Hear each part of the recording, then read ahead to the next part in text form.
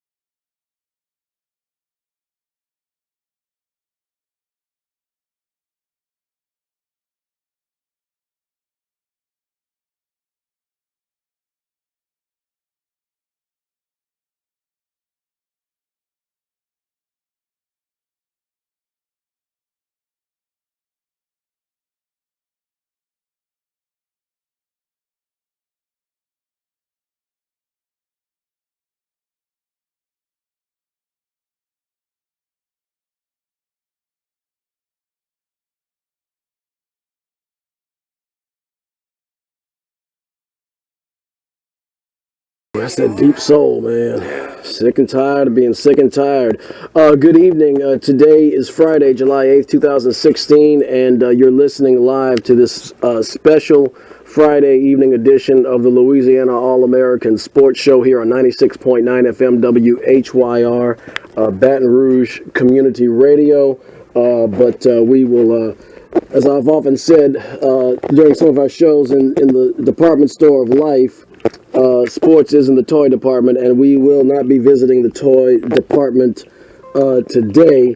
We'll be talking about some of the serious issues facing our community here in Baton Rouge and our country as a whole. Yes. So, with that being said, this is Eric Hatfield. And I'm Gerard Piper, a.k.a. Joker P. Oops. And? Coach, we got you there?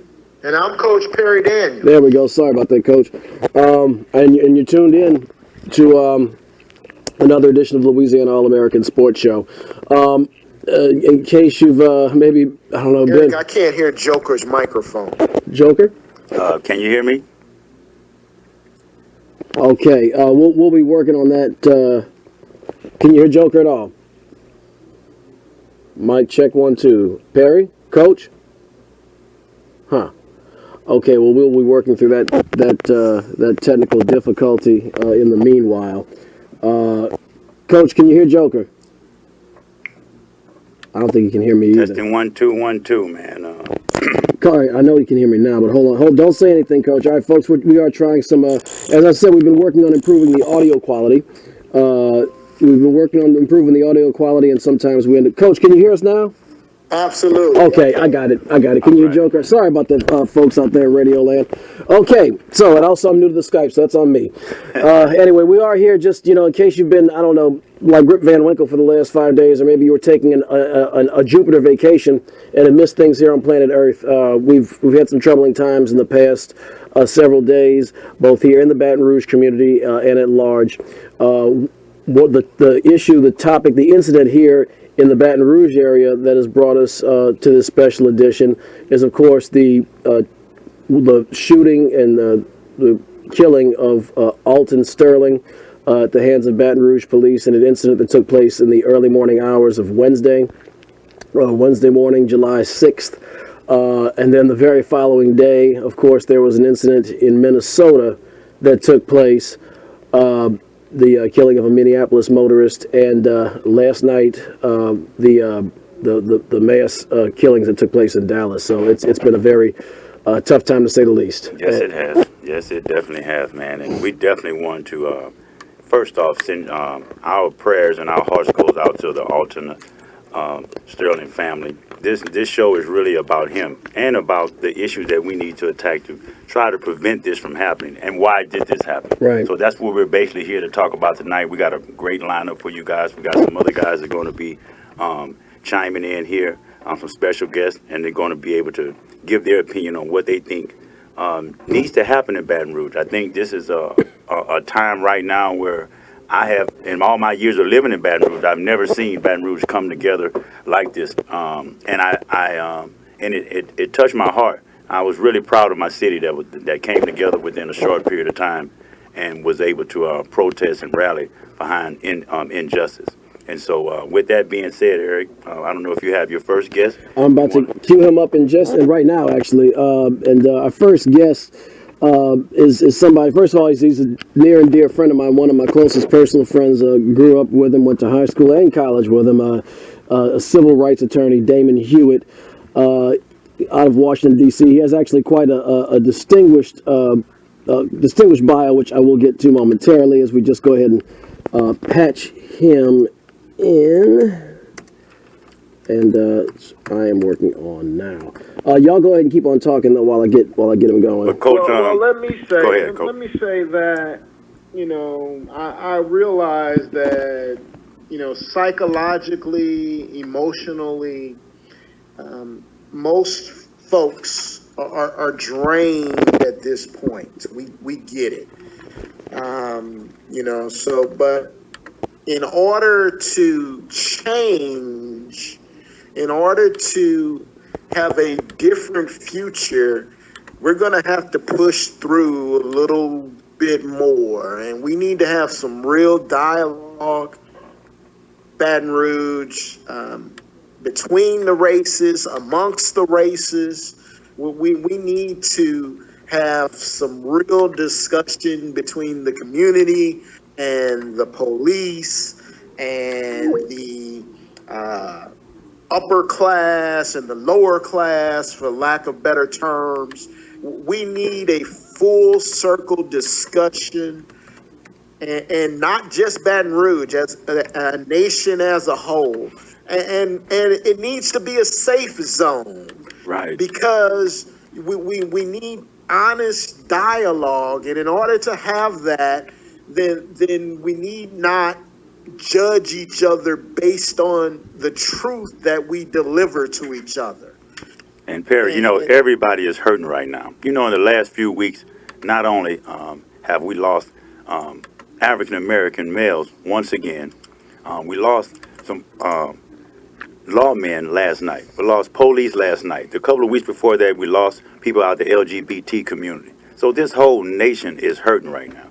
And you're exactly right. We need more dialogue, and we need to take off the masses and let's get real, you know. And so tonight, that's what we're here for. We're going to be here for a few hours to discuss these things. And, you know, it's like an onion to me. So it has a lot of layers on it. We can talk about the stereotyping of black men. We could talk about the fear of black men. We could talk about the media, and there's a lot of stuff we're going to cover here tonight. So I'm just so touched by Alton Sterling, because in one breath they'll try to demonize him, but this was a man that had five children. This was a man that was raised by his aunt when he was only 8 years old when she passed away. So, and this Alton Sterling will be a name that will never be forgotten. Mm-hmm. So his life to me, wasn't lost for nothing. And people think like he had troubles in his life, but his name is going to be remembered. And so that's what I'm proud of. I hate for him to have to die, but sometimes, you know, to me, he's a martyr right now. Mm-hmm. And people all over the world, I was just so amazed. I was looking on the internet, and I saw Drake, and I saw Chris Brown, and I saw Obama, and I saw, you know, and to myself, I was like, you know, Alton Sterling's name is worldwide. Lady Gaga say she was in tears. And so people that he touched people with his death, and maybe this can be the catalyst for us to start trying to make some change here. Right. I believe we have our guest on line. Damon, can you hear me? Yes, can you hear me? Fantastic. Yes, I can. Perry, can you hear Damon? I don't know if that's going to... I cannot hear Damon. Okay, I'm going to do my best to keep everyone in... keep you going. But this is, I guess, what we have to work with here, although, Damon, you sound Take Perry out and you probably can hear him. Okay, but then the audience won't be able to hear him. Okay. Sorry about that, folks. But look, on the line we have Damon Hewitt. Damon Hewitt is currently the executive director of the Executive Alliance for Boys and Men of Color. It's a philanthropic network of 40 national, local, and community foundation presidents committed to systemic and policy change and shifting the false narratives about our nation's sons, brothers, and fathers. Now, prior to leading the Executives Alliance, Damon was a senior advisor at Open Society Foundations, where he coordinated efforts to support organizers in Ferguson, Missouri. After the killing of Michael Brown, before entering philanthropy, he worked for over a decade as an attorney at the NAACP Legal Defense Fund. He founded the LDF's Dismantling the School to Prison Pipeline Initiative, and worked on an assignment in his hometown of New Orleans to coordinate post-Hurricane Katrina litigation and advocacy on education, housing, and voting rights issues. He also worked as an executive director of the New York Police on Police Shootings Task Force. Damon's also, like I said earlier, a personal friend of mine. He and I went to Benjamin Franklin High School in New Orleans together, and of course Louisiana State University. Go Tigers! But Damon, thank you so much for joining us this evening. Though the circumstances are certainly less than ideal. Yeah, thanks for having me, Eric, Joker, and Coach Perry. Appreciate it. Damon, what I'm going to do is we have a kind of an interesting connection with you and Perry. Perry, I know you were chomping at the bit to ask some questions. Why don't you go ahead and fire off your first question for Damon? I'll do the best I can to bridge that gap. Audience at home, keep in mind Damon and Perry cannot hear each other, so it's going to sound strange to you, but bear with us. Go ahead, Perry. So, just so you guys know, in studio, I'm trying to log online so that I can hear the show, okay. And that way I can hear him speaking. Okay. So, but the first question that I would ask is, from a macro level, what is the solution to this persistent problem in our society of African American men being killed by police officers? The question, Damon, was from a macro level, what is the solution as a society to this persistent problem of African American men being killed by police officers? Did I get that right, Perry? Absolutely. Okay, Damon, fire away. Sure. Well, thanks for the question. If there's a magic solution, I think we have it already. Um, and obviously, the answer is complex because there's no one national solution, although there's some commonalities. But there are 18,000 different law enforcement agencies in this country. 18,000. So Just right. wrap your mind around that, and most of them are small, right? Baton Rouge is probably considered smallest to mid-size. Obviously, New York City, LAPD, those are real giant ones. But frankly, to do the kind of things that New York City or LA does, some of the smaller cities don't have the funds, so they start to use those things as an excuse that they don't have the resources to make the change. But a lot of folks will point to the need for more training on what they call constitutional policing or community policing. Some will talk about improving police-community relations. All of those things have their place, but I'm really starting to think, guys, that it's time to start to turn the tide a bit on what has been essentially an erosion of rights with respect to Supreme Court decisions that allow searches almost wantonly, that allow stops, that allow the kinds of interactions that escalate and become heated, and where you see officers actually often using poor tactics, making poor decisions, and sadly creating situations, manufacturing situations in which everyone's in danger. And then all of a sudden the shot is fired and they're justified. So it's not just the training, because if you think about it, most of the incidents that we've been so upset about over the last few years, most of them have actually been found to be in compliance with department policy. And they've also been found to be illegal or not proven to be illegal in terms of a violation of rights or criminal conduct. So this is beyond training. I think that the very legal standards of the legal authority that are conferred upon police officers must be revisited in a way that actually keeps everyone safe. And Perry, I don't know how much of that you caught, but in essence, Damon addressed the issues regarding how training is commonly brought up as a problem, but that once the investigations go through, it's not really found to be a training issue. It's more or less found to be a cultural issue or a mindset issue. Damon, I don't want to. If I were to boil it down for Perry real quick, would that sound about right? Yeah, it's a cultural issue, and I think that the legal authority of that's conferred upon police has allowed the culture to become so broken. And because officers, once they engage in conduct, even if it's egregious conduct, they are essentially shielded by a legal principle known as qualified immunity, which means they can't really be sued successfully in their individual capacities. They have to be essentially so rogue in terms of what they've done that not even their own departments would even dare to defend them or try to provide some cover for what happened. And that's going to be the rare exception under the legal standard. So you're right, the cultural piece is allowed to fester because of the legal authority and legal protections. All right. So in essence, Perry, basically these guys have a lot of cover because of their positions as police officers. There's a culture, and they rally around that blue. Joker, I'm sure you got to have a question for Mr. Hewitt. Well, of course. And Mr. Hewitt, I want to thank you for coming on today.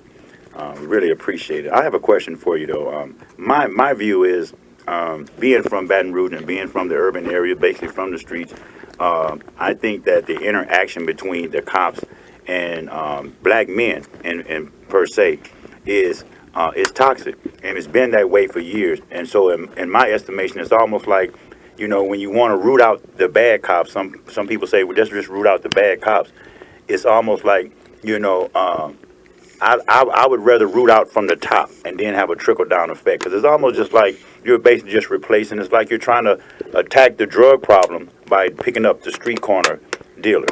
You know what I mean? Instead of going at the top. So I think that the whole, not only the training, I think that de-escalation, I think training should be mandatory. I also think, I understand in NYPD and these big cities, police stations you was talking about, police bureaus, that most of these cops have to be 22 years old, or either they have to have some type of college education to become a police officer. But a lot of these 18,000 jurisdictions we were talking about, a lot of these guys can come out at 18 years old, no type of military training, no type of nothing, and come right in on the buddy system with their friends. So I think that it's a systematic, it's almost like, cowboys and Indians in a sense.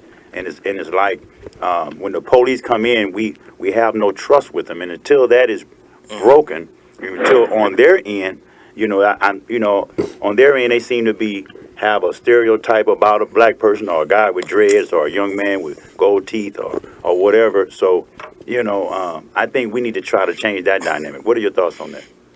Well, you make a lot of really interesting points, Joker, and you may not be a lawyer, but you certainly you understand what's happening in terms of what's going on here. So just a couple of responses, just to underscore what you said. One is just this notion of bad apples. Are there bad police officers? Are there racist police officers? Sure. Are there bad teachers and racist teachers? Definitely. I think we've met some. Or the bad radio hosts and bad athletes. Of course they are, right? And coaching and in every walk and realm of life and profession and vocation, you'll find that. And so obviously identifying those folks, should certainly be something we're concerned about, but they're actually not that hard to find. I think the more sinister problem are the folks who actually don't think they have a problem. Or what about the ones who believe that they're folks of good conscience? And I think the research has shown that any of us, frankly, can be infected and are impacted by what they call implicit or unconscious bias. And research has shown that, and these are laboratory simulations, of course, but when confronted with someone who's determined to be a suspect, officers are more likely to shoot more quickly. They actually shoot more quickly when it's a black person as compared to a white person. The point blank reason being is that most people in this country associate blackness with criminality.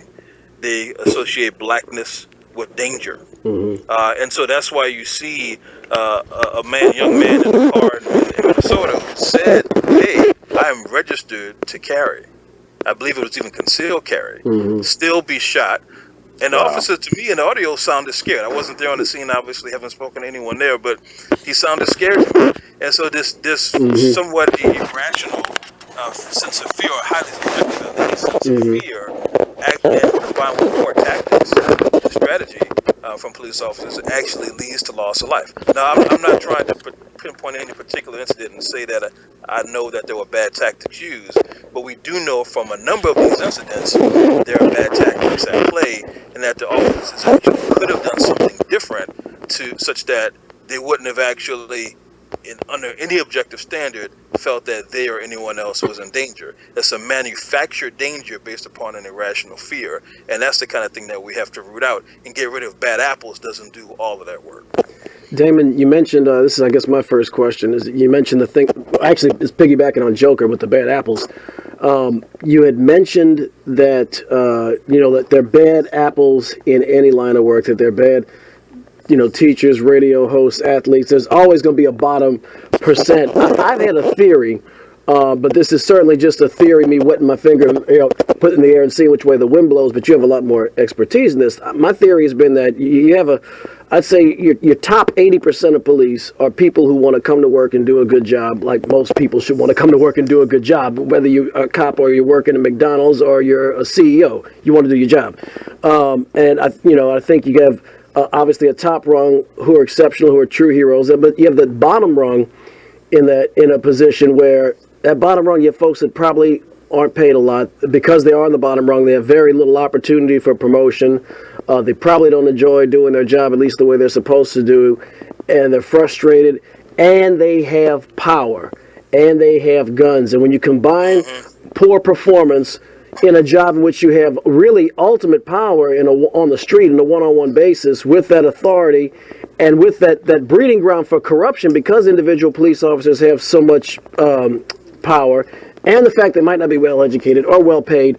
In other words, I think that because of the nature of police work, the people at the bottom performers are ripe for egregious conduct. That's just a theory. It's something I've thought about. I would like to know what your thoughts are. It's interesting. I don't know that many of the officers are poor performers. I think there's there's probably, as you said, a very bottom rung of poor performers in any profession and a top rung of high performers. And then there's a lot in the middle, and those towards maybe that, bottom third or quartile maybe are kind of wallowing in mediocrity, right? They're not horrible, but they kind of do the very basics. So I'd be interested just to see a comparative analysis of what research shows in terms of the performance of officers prior to being involved in incidents like this. But all too often, what we do see are that some of the officers who are involved in fatal incidents, that this isn't their first rodeo. They may not have killed anyone before, but they certainly have been involved in some type of incidents, at least many of them. And lo and behold, the officers involved here, Salamone and Lake, were actually involved in prior force incidents in which their actions were investigated, but they were exonerated, or there was no sanction by the police department. And it looks like any of those incidents. There's one incident I read about online on the Times-Picayune, NOLA.com, that recounted a very eerily similar incident. And you see this, in all of these videos from around the country, officers deciding just out of the blue, I'm just going to tackle this guy to the ground. Wow. Now, when you tackle a grown man to the ground, even just the act of falling to the ground is violent in and of itself. I can relate to that. It's going to lead to a response. With pads on, you can relate to that. It's not a football field where you have pads on, where you expect the contact. It's a situation where you're actually having what you think is a rational conversation. The next minute, you're being thrown down to the ground. And when you have these kinds of incidents, and officers aren't disciplined for these incidents, all of a sudden you think, you know what, this is how I work. This is what I do. This is what I have to do. And not only can I get away with it, it's actually respected in this culture. Wow. And so, what are you going to do? You're going to do that again. But one of those times you do that, it's going to end up in a tragedy. And that's what happened here. And so you're thinking, just to recap for Perry and for the audience, that you have basically guys who have been not under the radar, above the radar as far as some questionable force used in the past, that they have been aggressive in the past and are actually commended like tough guys for doing it in the past, things like tackling folks, bringing them to the ground, and that eventually this pattern keeps repeating and goes unchecked because when these folks are investigated, often they're exonerated or not found to have any criminal wrongdoing or be sanctioned, that eventually it ramps up to an unfortunate situation like we had on Wednesday. Right. But I want to piggyback to what Mr. Hewitt said. He made some very valid points. And I'm glad we're having this discussion. And don't forget we got Perry. We got a few elephants in the room. I want to bring up one elephant in the room. You talked about 80% of the cops out there are good cops, and I know a lot of cops. One of my good friends, Marlon, is a cop. Another good friend of mine, Terrence. We all grew up together. They still police to this day. Have a lot of respect for those guys. 80%, I probably say even higher. Maybe 90. I'm just throwing it out there. Maybe, but this is the elephant in the room to me. If you're not saying nothing, whether you're the one that's killing the unarmed guy or whether you're the one that's planting something on the unarmed guy, even if but if you're coming to work and you know who the bad cops are and you're not saying anything, then to me you're just as culpable. And that's what makes us as black men look at all of them. We know all of them are not bad, but if you're supposed to be good and you're sitting there letting someone in your department steal, and you know he's a rogue cop and you're allowing it to happen, it's almost like me saying, hey, I'm with this guy. I know he burglarized and steal, but I don't steal. But the law is going to say you knew about it, and they're going to hold me responsible for it. Another thing, every time an injustice happens, and they know it was wrong, not the good cops, you don't hear from the unions. None of them stand out and say, you know what, these cops were wrong. That'll go a long way just with black people to say, hey, at least they stuck out and said, hey, this cop was wrong. We're going to deal with him.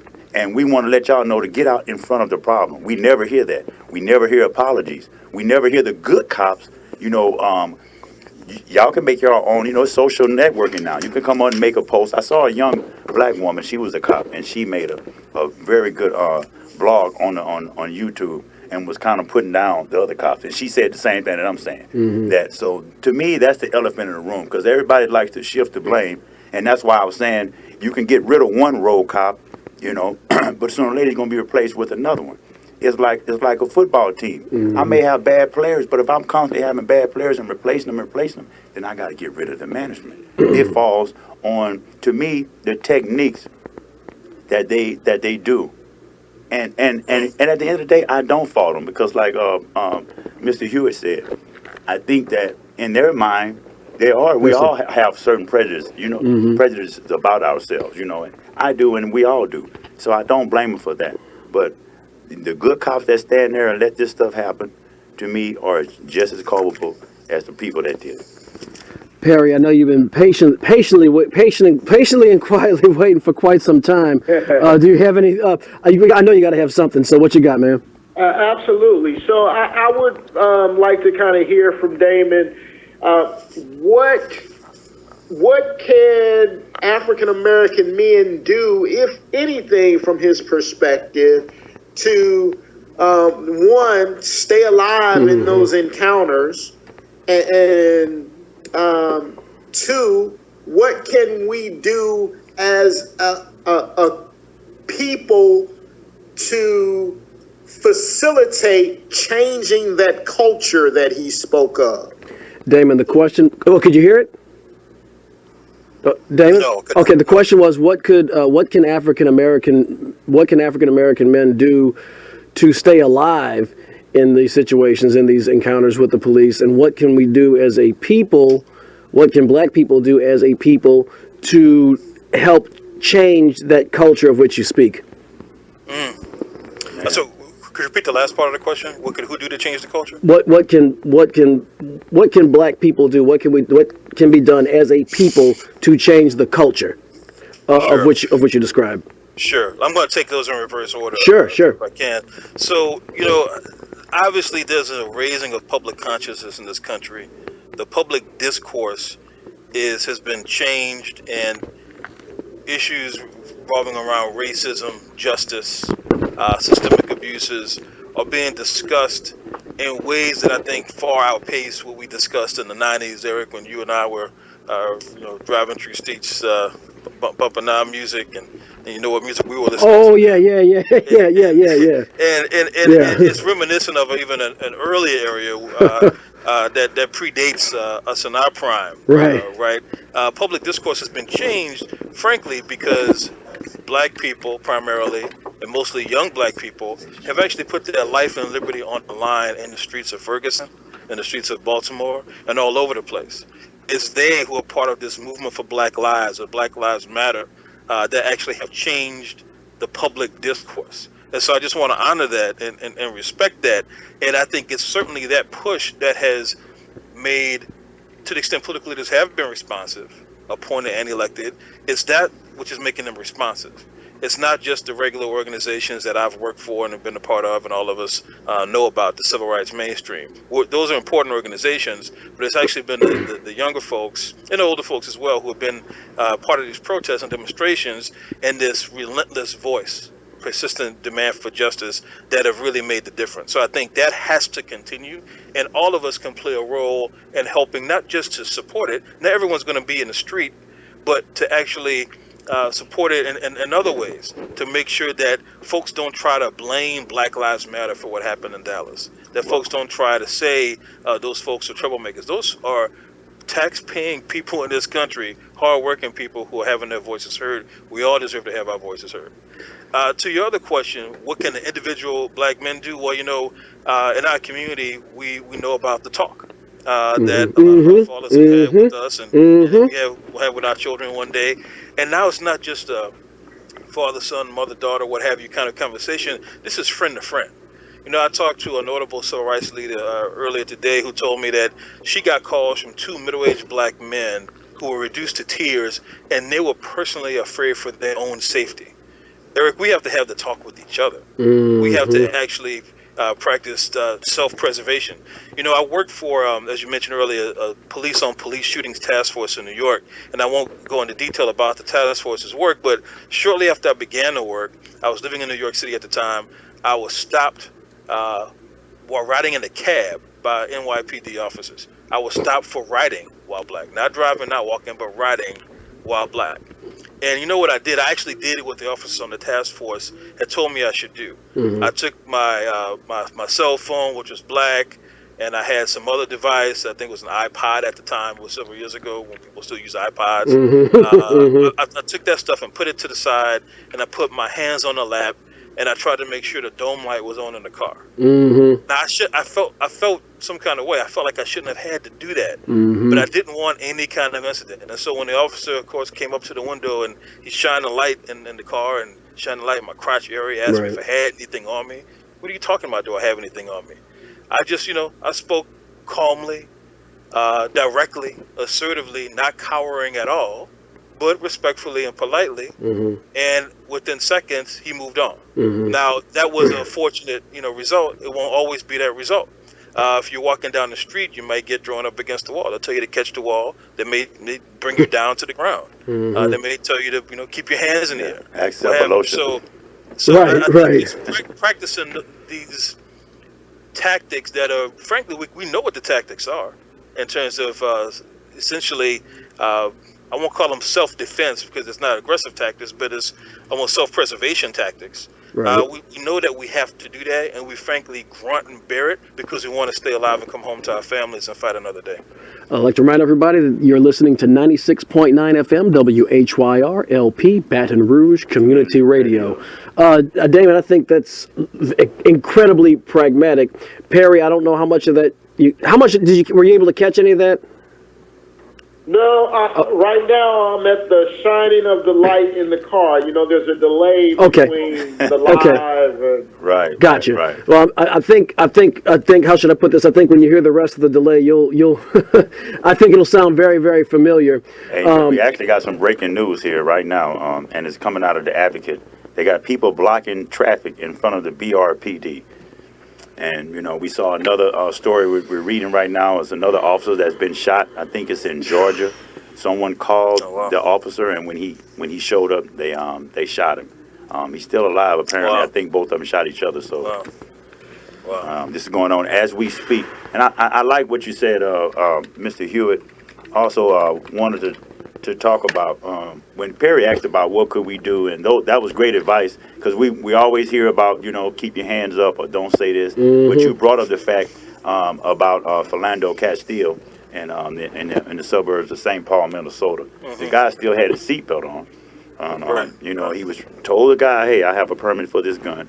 I'm reaching, and he has his daughter in the car. So for they found out to be later it was an Asian officer, which is kind of strange to me because it was an Asian officer that killed the guy in New York. And they end up, he's not got on probation, you remember? Shot him in the alley or something, and the bullet ricocheted. There was also another Asian, I think he was an Asian in Oklahoma that got convicted of the rape, the serial rape, and everything. But that's another conversation. But Philando Castile did everything that you were supposed to do. And so, it's almost like saying, bow your head, always say yes, sir, say no, sir. And I remember I heard a representative from here today, Ted James, and he was saying that he used to always tell young people, hey, just say yes, sir. He said, I don't know what to tell them now. Right. Because, you can do all of that, and it can still slam. And these young people now, they're not like us in the 60s and the 70s. Yeah, they're not trying to hear that stuff. They're not trying to really hear that. That's which, right. In a sense, they shouldn't. They should be treated equal, just like if you was a 21-year-old white girl. Right. But of course, that's not what we see here today. I'm just amazed at the video when it came out, the impact that it had. And you know what it reminded me of? It reminded me of, I'm just going to hit you. That's why I'm not holding no punches tonight. That video reminded me of, they used to lynch us in back in the days. A lot of things wasn't happening. That was kind of a normal practice.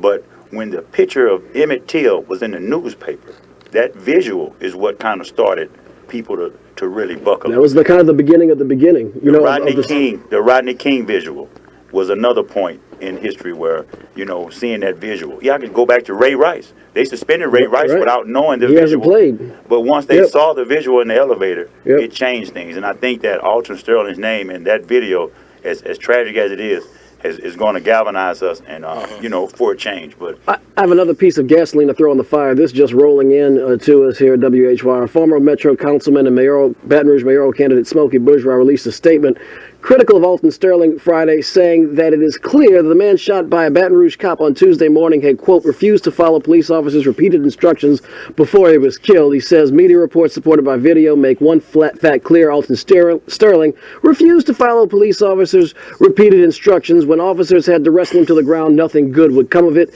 We can touch that later. I just want to drop that piece of gasoline on this fire, as since he decided to open his trap, I will certainly open mine. He did say that in public. Sorry about that, folks. Continue on. Well, let's just say quickly, I just echo what Joke is saying there. As far as Bourgeois, I like to see if you like to trade places. Right, exactly. Of course not. With Mr. Sterling, like to see if you like to trade places with any of us. You're going to have the pundits, you have the talking heads. Maybe people think we're one of those folks right now, but I like to think this is the kind of conversation. Reason I appreciate what you all are doing on the program this evening. I think you're doing it 2 days in a row. In fact, I appreciate what you're doing because we're having just regular conversations. This is the kind of conversation you and I would have if we were face to face having a beer, if we were having dinner, because this is real talk. These are real perspectives in real life. This isn't a political platform or a political stand, and nothing against politicians, because some, like Ted James, are really speaking the truth to power. And I think people should really galvanize around his leadership and people like Representative Cedric Richmond and a lot of other folks who have called for justice in the circumstance. Cedric Richmond, another Franklin alum. Go Falcons. Perry, what do you have, sir? First I want to clear up that, I have to ask questions for our listening audience. From my perspective, we definitely don't want to blame the folks that are being shot. And to hear an elected official come out and make that statement just infuriates me even more. So I'm trying to walk a professional line here and ask the questions that I think our listening audience would ask if they had the opportunity to, and actually they do. We need to go ahead and promote that. You can call in at area code 225-343-9927. Again, that number is 225-343-9927. We all need to talk this through. However, talk alone is not going to resolve this. We've been talking long enough. And as our intro song said, hey, we're sick and tired of being sick and tired. And the general public, the non-people of color can empathize with us for a while, but then they go back to their daily lives. We get distracted by ISIS and the phone bill and the mortgage. And we, people of color, have to continue living this experience in America, in the United States. So, it takes on a different meaning to us. So I understand that there's some uncomfortableness. I understand that there's some fatigue, as I stated earlier. However, for an elected official to come out and make that statement, that's infuriating. It is not the police officer's job to execute. That's what arrests are for. That man deserved, Alton Sterling deserved to have a trial by jury to determine whether or not he was innocent or guilty. That is not the job of the police. But why don't you go ahead? And forgive me for ranting. No problem, Perry. There was some information coming into the room. That's why I was silent. Go ahead. Okay, but for Damon, I would like for Damon to kind of talk about his organization and what they do. First of all, Damon, we greatly appreciate you taking the time to join us. Yes, sir. Based on your personal relationship with Eric Hadfield. and your love for the Baton Rouge community, being a Tiger, and Louisiana as a whole. But I really appreciate the work that you do on a national scale with young men of color. And if you would just kind of speak to that for a while. Damon, the question was, first of all, Perry's thanking you for joining us this evening and for what you've done, your concern and love for us here in Louisiana and the Baton Rouge community. He would like to know what your organization does. Perry, I don't want to bungle the question. What his organization does and just speak to on the national scale what his organization does, and also give him an opportunity to mention his book. Okay, said speak on a national scale of what your organization does, and also discuss. You said a book, Perry. Hello. Hello. Okay. So we have. Can anybody hear me? I can hear you. Okay, Damon. I can hear you. Okay, great. Did you hear the question? I didn't hear it. I heard you recounting the question. Okay, you asked about. Perry said, speak about what your organization does, discuss its activities on a national scale, and also, you said discuss a book, Perry, is that correct? He's the author of a book. Oh, I did not know this. Damon, you wrote a book, you didn't tell me, man? Okay. Yes, I co-authored the book. Incredible. Incredible. All right, anyway, so go ahead, have at it. Sure. So the organization, the Executives Alliance for Boys and Men of Color, we are a network of over 40 of the nation's leading community, local, national, and regional foundations. Essentially, the groups that invest or give away money. We like to think of it as investing in community causes. We're an entity that's been around for a little over 3 years, who have predated some of the newer efforts like the President's My Brother's Keeper initiative. And one of the things that we're squarely focused on is we want to build a brighter future for our nation's sons and brothers and communities of color, but we want to do that not by thinking that we're fixing broken individuals, because we don't think that our people are broken. And what we believe is that it's systems and policies that are broken.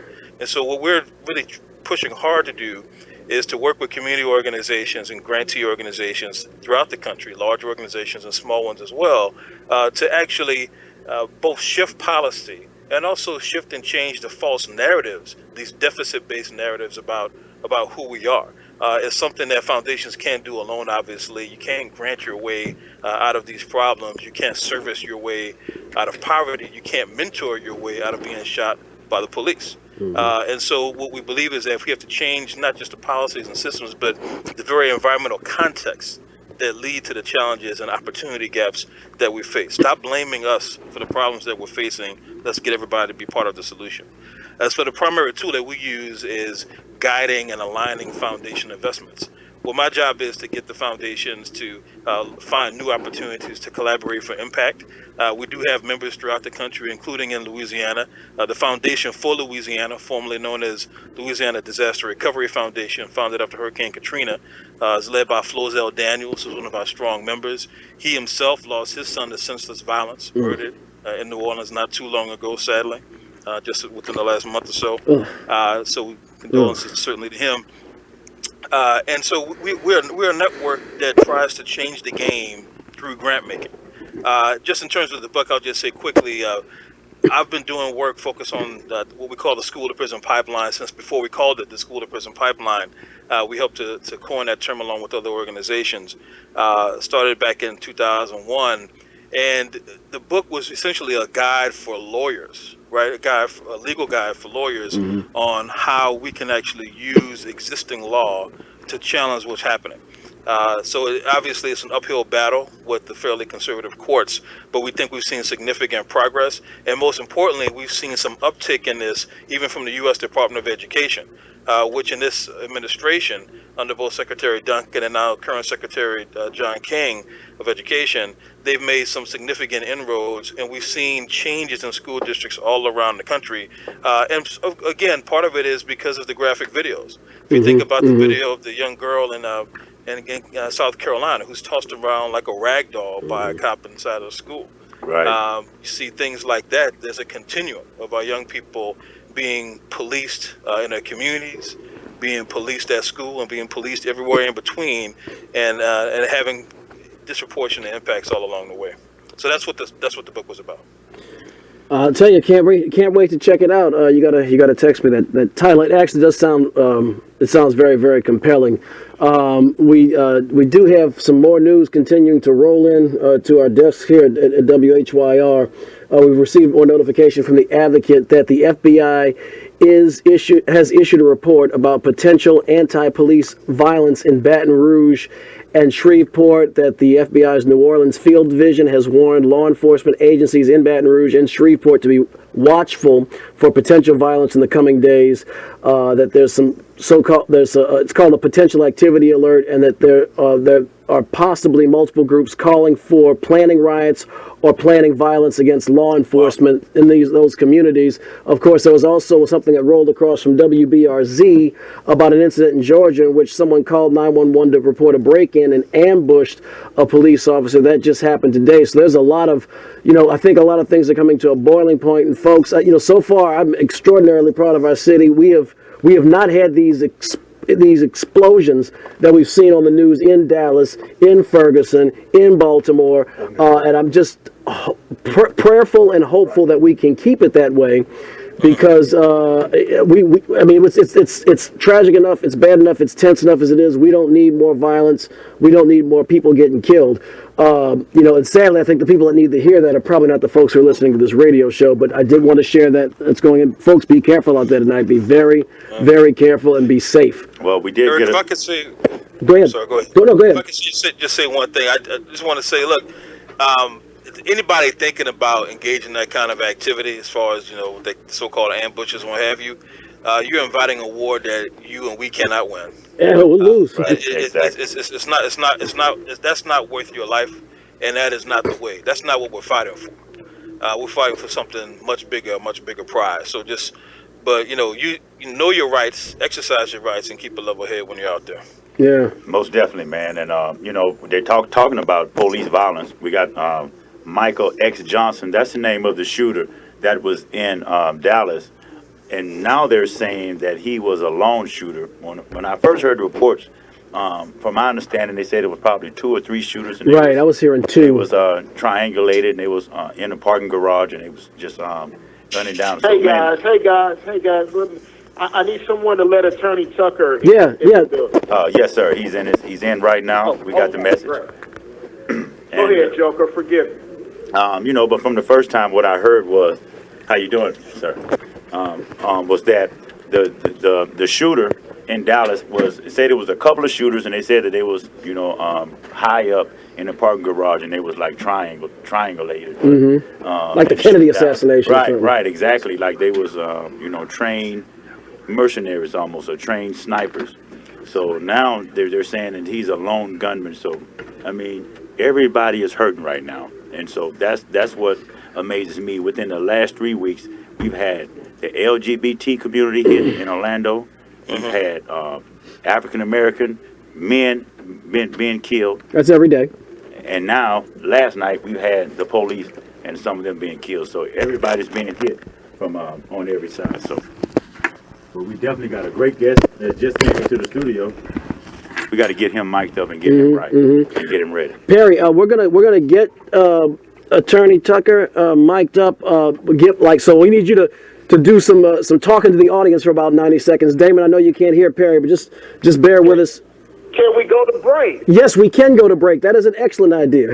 We definitely and we will go to break. Hang on a second as we'll get this queued up. And actually, always our breaks continue to be as thought-provoking as our segments, and probably could not be at a better time. So, Joe, can you just let me know when it's time to turn it over to you?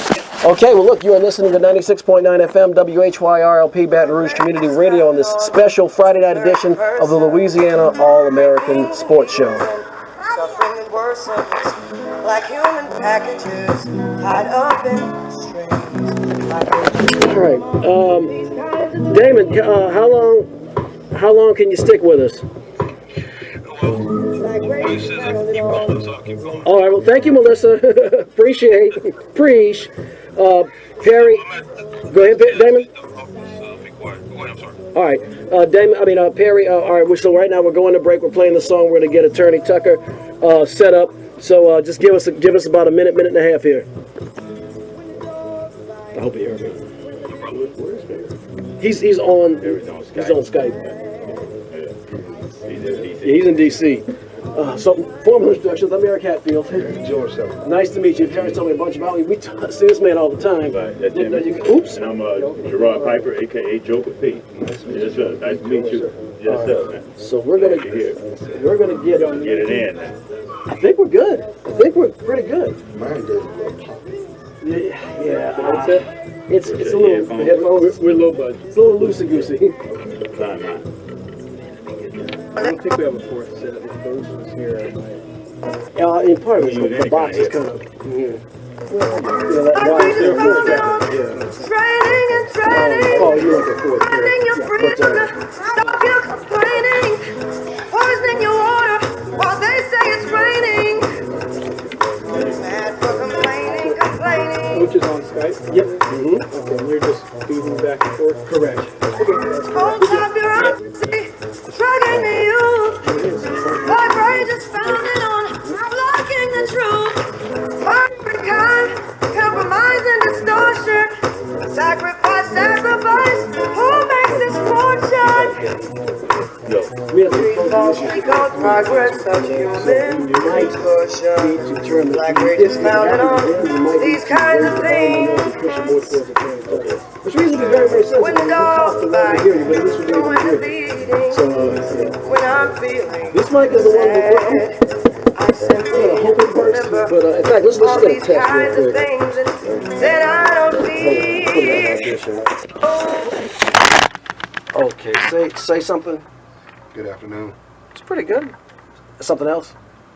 Good evening. We're good. So I don't know what happened last time, but looks like we're all right.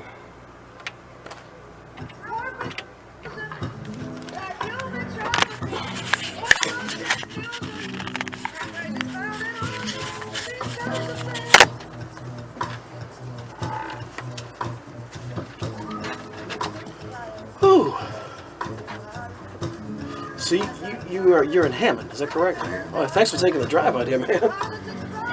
I know it ain't the longest trip in the world, but it's not the shortest one either. Oh, man, we should definitely thank you, brother. Hard-working man. Yes, sir. This is... But you know what I mean by that? What they were saying how Appreciate you. first it was like it was 2 or 3 shooters at first. Yeah. 3 or 4. I I was didn't saying know. one man. I know MSNBC was Killed all saying, the police like that. One man. man, that dude. Well, you know, he said he was Army Reservist. He must have learned his rifle, man. Then But he yeah, got I down thought- on the ground. Did you see the video of him shooting that cop? No. You haven't seen? But you know what though? Then they Last sent a night, tank. They sent a robot in there. and it blew blew him up. But I thought... Oh, I was thinking for the longest. thank you. Appreciate you. I was thinking for the longest that it was probably somebody with military. Because I'm thinking, how is it he's course, hit they 10 had to be. people, no civilians. Oh, okay, and we testing 1 2 3. Okay, we are back here. Yeah, we're back, man. on, That was definitely a song called by Lauryn Hill called Black Race, and it's one of my favorite songs. If you guys are listening out there, we're going to be playing music here throughout the hour. Every hour, we're going to play something that's going to touch the people, and it may be something that you never heard before. So I'm going to let you know what it is. That was Lauryn Hill's Black Rage, and that's kind of like what we're feeling right now here in the heart of Baton Rouge. You know, we definitely have another special guest for you guys in the studio with us tonight. I want to introduce you guys, and he drove all the way here from Hammond, and we just want to really thank you, man. I want to let you introduce you to the Baton Rouge people, Attorney George Tucker. Good evening. How you doing, my brother? I'm doing great, brother. I know it's not the greatest circumstance for us to meet, but I think it's a great opportunity. Hey, Joker, hold on. Let me say about George Tucker that not only is he a personal friend and he offers legal services to Louisiana All American Sports, but this gentleman also was one of the attorneys, if not the initial attorney, for the Gina 6. Wow. Is that correct, Brother Tucker? That's correct. That is correct, yes. So we've got real, just civil rights and justice rights royalty with us today. And I know he has a lot to offer from a legal perspective and just from a passionate perspective of being a Southern University graduate, not only of undergraduate school, but from the Southern University Law Center. He's a graduate of there as well. Before we get heavy into George Tucker, because I know he's going to bring some weight. Yeah. I know he's going to bring some weight. We have a guest scheduled to call at 7:30, and she's from the Democratic Political Action Committee, Tawanda Boatner, and we definitely want to have a good discussion with them regarding the type of candidates that they are going to recommend as the Democratic ticket. We want to make sure here's our opportunity to kind of shape the type of candidates that we need to get that legal change that we need some legal changes in the community. So, Tucker's here for the remainder of the show. And like I said, that brother, when he comes, he's going to bring it. And we're going to allow him to bring it. We're going to allow him to bring it with his passion and everything that he offers. But he's going to educate us on what we should be asking in this situation. So, well, Perry, your timing is impeccable as usual. As we have on the line Miss Tawanda Boatner. She just called in. Perry, can you hear me? Okay, we're having some loose wires with the headphones. But since you just mentioned it, but she is on the line now, so why don't you go ahead and give the proper introduction. So Tawanda Boatner is a member of the local Democratic Political Action Committee there in Baton Rouge with the Democratic Party, and they set the agenda for the Democratic Party in the Baton Rouge area. So here's an opportunity for us to discuss policy changes, and we have been overwhelmingly committed as a people to the Democratic Party without much of a voice. So first, let's hear her perspective on the recent incidents, the recent situation in Baton Rouge. Let's hear her perspective, and then I'm sure that you all will have some questions for her from there. Again, I can't hear. Again, Ms. Boatner, just so you know, because we have a lot of hands in the cookie jar tonight. I'm Eric Hatfield. Gerard Piper, aka Joker P, is here in studio. We also have attorney George Tucker from Hammond live here in studio. We all have headphones on. We can hear you. We also have joining us live via Skype, Perry Daniels. You can hear him. He can't hear you. And also civil rights attorney Damon Hewitt from Washington, D.C. Again, you can hear him when he speaks, but he can't hear you. Just to let you know the dynamic. So, first of all, were you able to hear Perry's question? Yes. Awesome. Okay, fire away. Okay. First, if I may, my name is...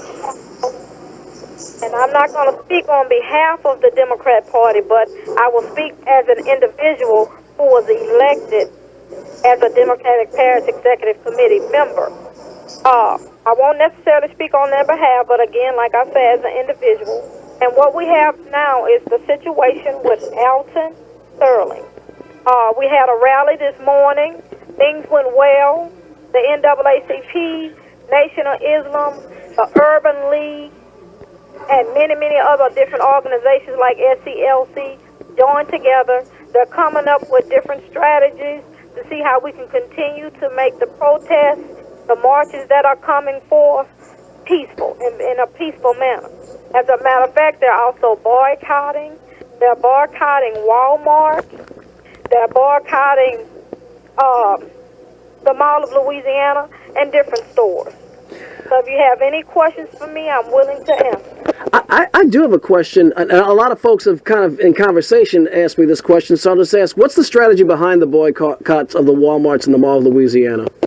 They understand that it's the dollar that makes a difference. Unfortunately, it should be more, but the economic power that we allow others to have over us is the only thing that will affect them. Is money. We've protested, we've boycotted, we've did many, many things. We've called for the Department of Justice to come in. Our governor, John Bell Edwards, did. The Department of Justice is here, and the FBI are here to investigate. So that's just a means to give the people something to show them that unity. If we stand in unity, we can do a lot. And what's the, I guess, the desired, what would you like to see, I guess, out of Walmart and the mall? What's the reaction, I guess, from that action, I guess is, yeah, go ahead. From what I understand, they do have tanker trucks at the Mall of Louisiana. It hadn't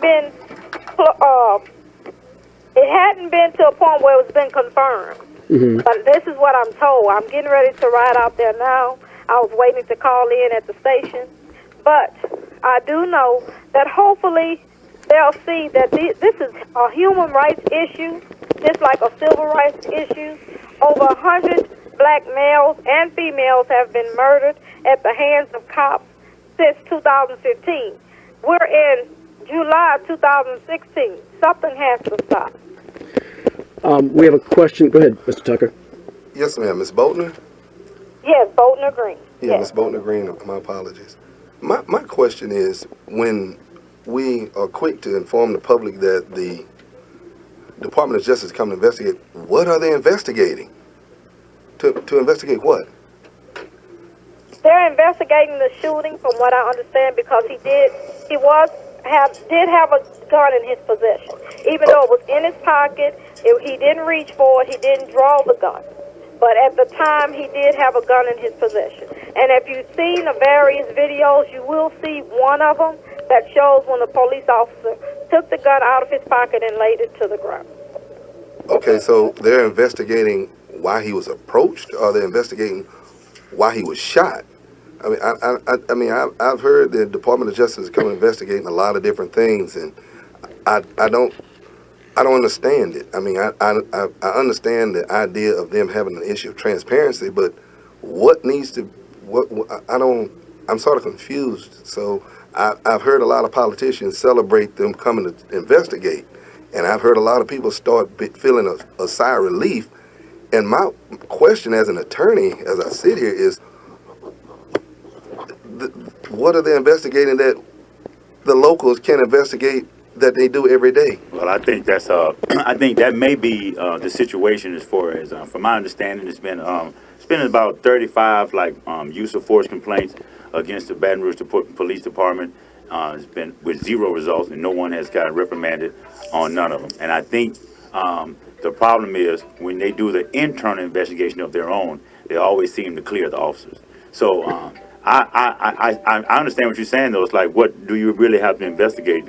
As we saw everything that pretty much happened. But the only thing that I like about an independent investigation is it takes it out of Baton Rouge Police Department's hands. So I don't know if that would be more effective or not, but I don't trust them at all. So for them to go into their own and do their own internal investigation, which they have done before, they always seem to clear the cop, and no one seems to get in trouble. So at least have the feds or have someone else come in, and also I would like them to investigate prior, go retroactive, and go back, but I don't know if they're going to do that. Yeah, and I guess what I'm saying is what we end up doing is having a pie in the sky view of what we think they're coming to investigate. We don't even know what they're coming to investigate. So in your mind, you may rest believing they're going to investigate all these prior incidents to try to determine whether there's a policy issue. That hadn't been voiced. You don't know whether they're investigating policy or just trying to determine should these cops be charged. If not, let's go. Honestly, Attorney Tucker, we'll probably broach this subject later, but honestly, except for the videos, I've seen very little fact of any kind of substance coming out of this whole incident. So you mentioned, what are they investigating? I have the same question. What are they investigating? What are they finding? Because other than the videos and the knowledge of the incident itself, the general public, people like me, and then I know very, very little that is factual, honestly. Well, I guess we do know what's factual. What we don't know is what hadn't been shown us. We do know what's factual. The video is factual. So what ends up happening is we get trained to want to see what we don't know rather than basing it on what we do know. You know, it's what we hear is a lot less important than what we see. when we get caught up trying to be police officers and investigators, and man, look, be a juror, because that's who they're going to take you to anyway, grand jury. Think like a juror, not become so much of an expert that you overlook the obvious. You're waiting on something that they know you're not going to see for you to reach a conclusion. See, if you're always waiting for something that they know you're never going to see, you're going to be held in suspense. So you believe you have the same burden as an officer. You're not a police officer. You act as a juror. What they show you is what you base your decision on. And if there's nothing else, we have to base it on this. What we see is them kill a man they restrained. Unless they show you something else, quit waiting for something else, because it's over until the next thing comes based on the last thing given. We can't sit like police officers.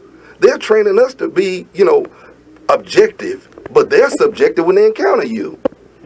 I mean, we have to keep in mind, you have to give yourself benefit of the doubt. That's right.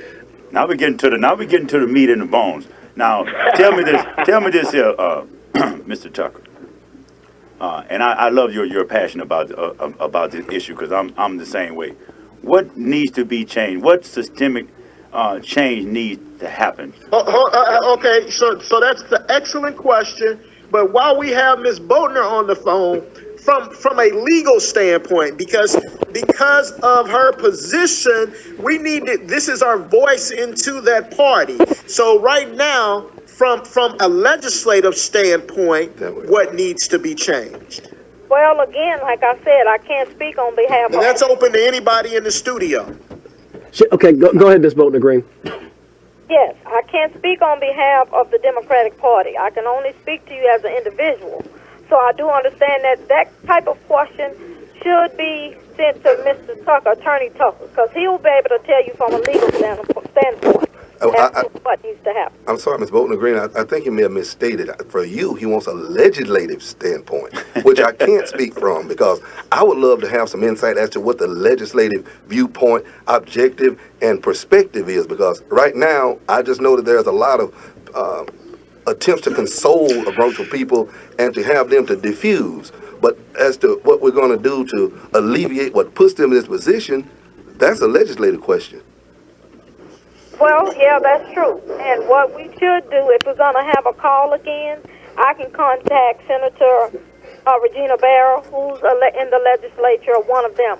I don't want to give you inadequate information so far as the legislature, but I can get someone who's in the legislature to do that for you. Real quick, our guest from D.C., Attorney Damon Hewitt, he does have to depart us for this evening. Damon, I just want to thank you so much for giving us a lot of insight and information and expertise at the top of the show. It was fantastic. I've had tweets and all kinds of stuff rolling in. Any parting shots for us before you go? Well, just really want to express appreciation for what you all are doing, using this platform to have this critical discussion. Appreciation for the people who continue to exercise their rights and have their voices heard in the streets of Baton Rouge and all over the country. And just want to last thing for the callers, this question about what's being investigated here. It's highly unusual for DOJ to investigate an individual incident in this way before there's a local investigation. But keep in mind, the pain we feel and the anguish is about the loss of this life, but it's about the repeated pattern. But the investigation is only about the one incident. The call for justice has to be much broader. The visionary demands have to be much greater. And I know that leaders that you have in the community are able to take you to that point. Let's just make sure we think expansively and act expansively as well.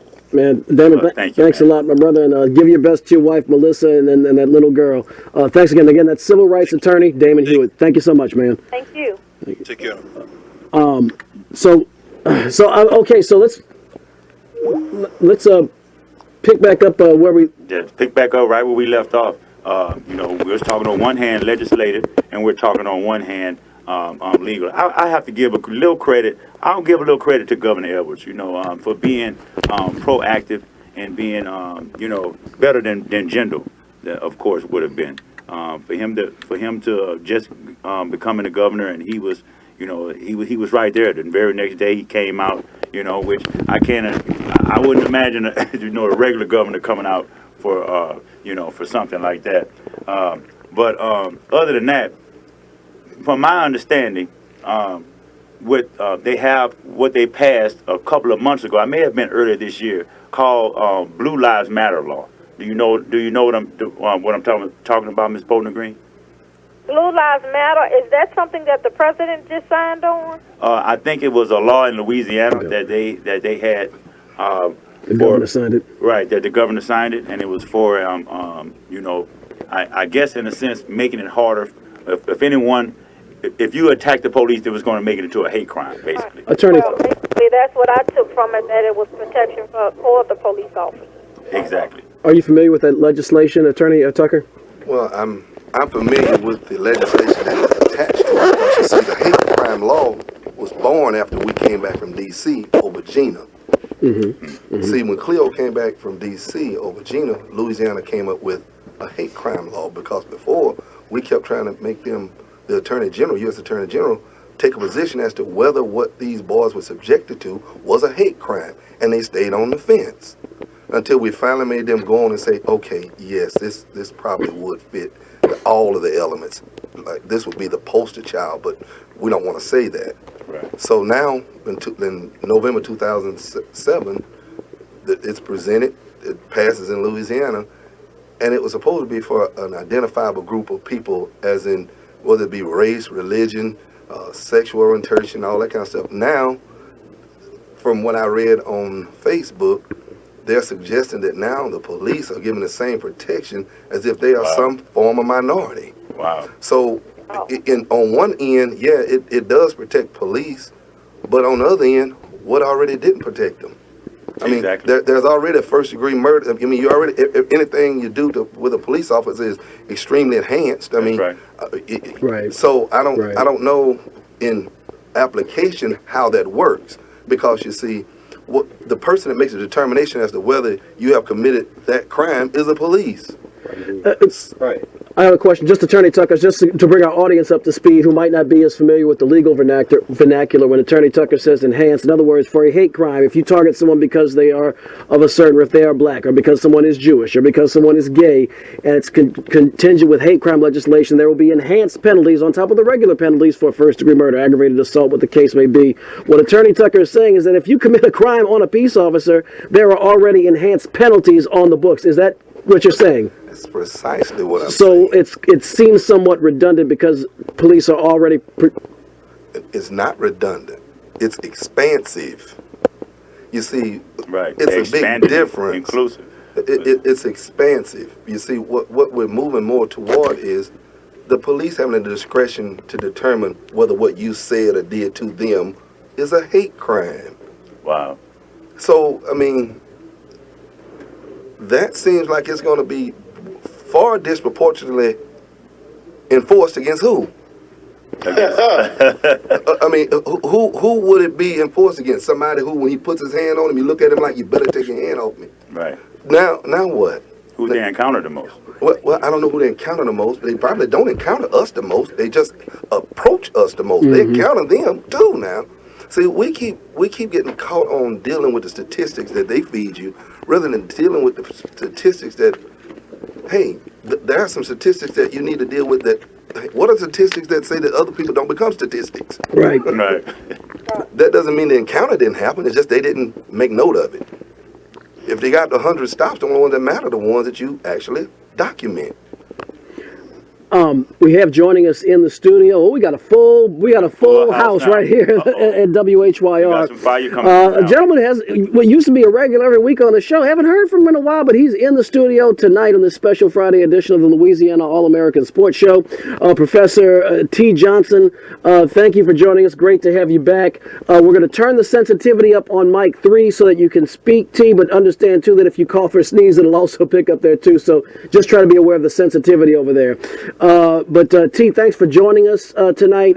Professor Johnson is a professor over at Southern University. He's currently pursuing his doctorate. He really offers an interesting intellectual and historic perspective along with current events and a sociological perspective on a lot of issues. Very different. We have a whole lot of different stuff in the smorgasbord here in Louisiana All American Sports. A lot of different ingredients in the casserole. T, thank you for joining us this evening.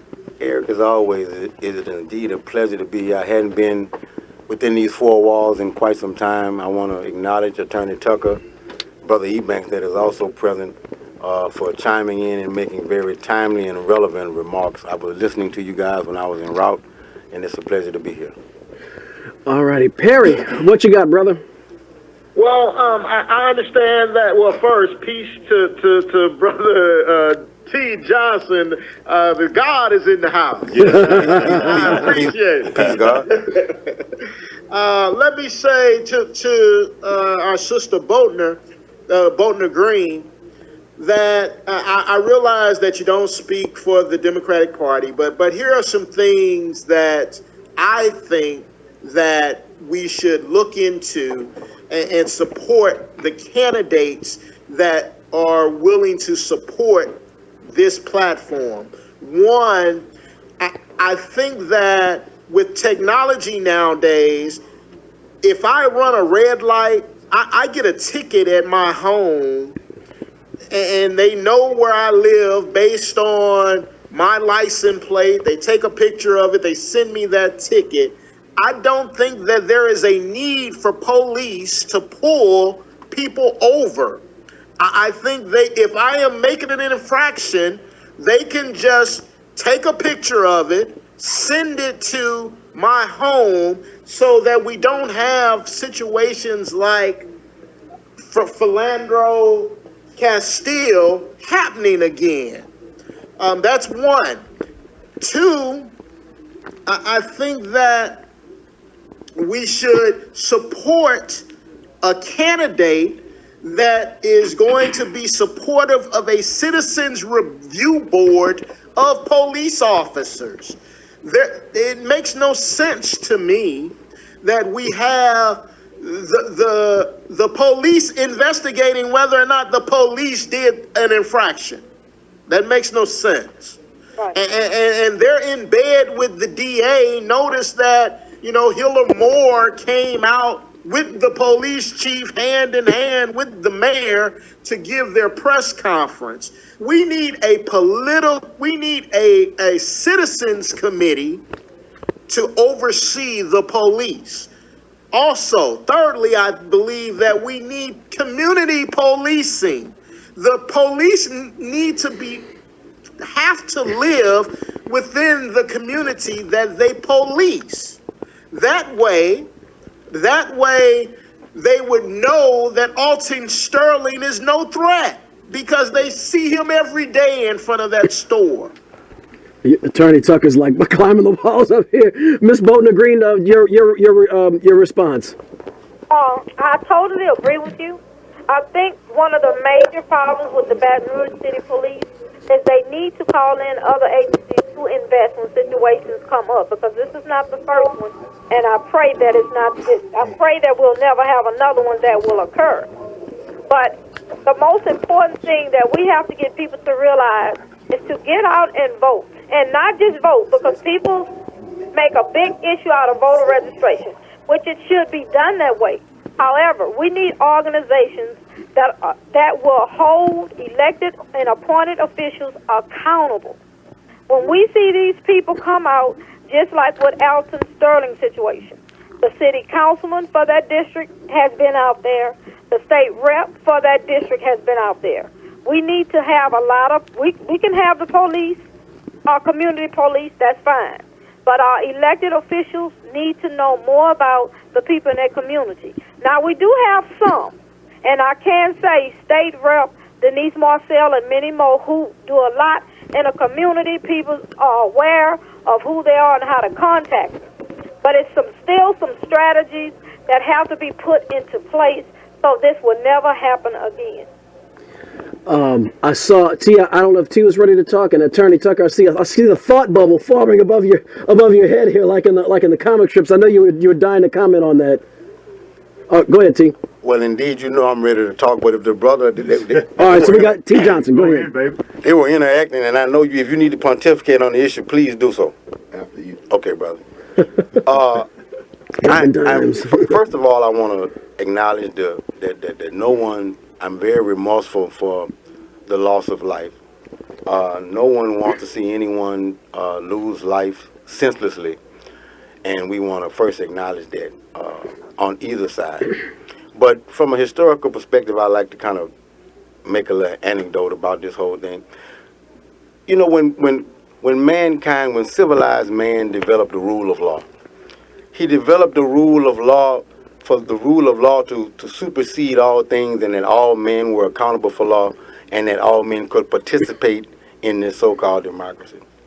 Louisiana is notorious for their legal shenanigans and their political chicanery. They are notorious for this. Now, I often tell my students that we're dealing with a system of numbers and contractual agreements which acknowledges credentials. And this whole political system is like a human body. The human body has several systems: digestive, excretory, circulatory system, and all these systems work for the greater good of the whole. The police department and all these other entities are subsets of the system as a whole. And so when we talk about, as Brother Perry alluded to, it is absurd to have police investigating police. Right. This is totally absurd. I can't concur with that. But it's a travesty. Race has not been addressed in any of these issues. We have become experts in pontificating on the problem of what if. We are great orators on there's a problem, there's a problem, there's a problem. Earlier, as I was coming in, I heard you guys talking about the economic boycott. And in my mind, instantly, I thought about the bus boycott of 1953 in Baton Rouge, where it was short-lived and it lasted for 2 weeks. But it did have a little bite to it, because once the bus company lost money and black folks galvanized themselves, there wasn't an outcome from that, and they were willing to sit down at the table and talk. So that does have some merit. But I think independence is a better option. But it is a total travesty for the Baton Rouge Police Department and these other departments abroad to conduct and interact with black males the way they have. You have to peel back, and I could really talk about this a long time. You have to peel back the layers of this whole thing. Here comes the onion. And look at it from a historical perspective. A while back, I gave in my little snippet the origin of the so-called paddy wagon. I talked about the paddy wagon was an implementation of a law that they passed in South Carolina with the slave codes, where the paddy wagon was this vehicle that they would use to go and round up runaway slaves or unruly slaves, and they called it the paddy wagon.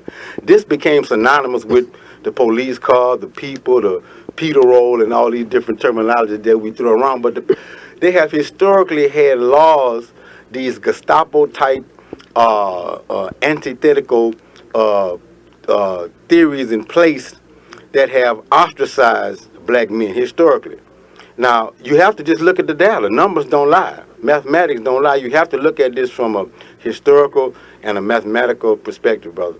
And I'll interject more. I see Joker wants to say something. Hey, you hit it right on the head. I don't know if you heard me, but in the beginning, that's exactly what I said. We could talk about the stats, we could talk about but I said systematic change.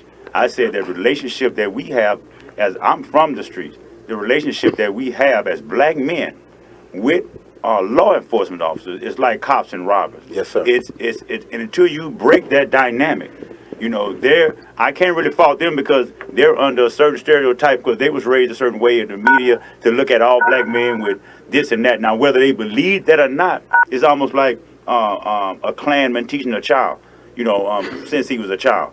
Even though he may say, hey, these black guys are like this or like that, until we break that dynamic. Because when I was young, I never trusted police. 80% of them are good, but I also spoke and said that the ones, if you're sitting up there and you're not saying nothing, and there's another bad cop there, you're just as culpable as that cop.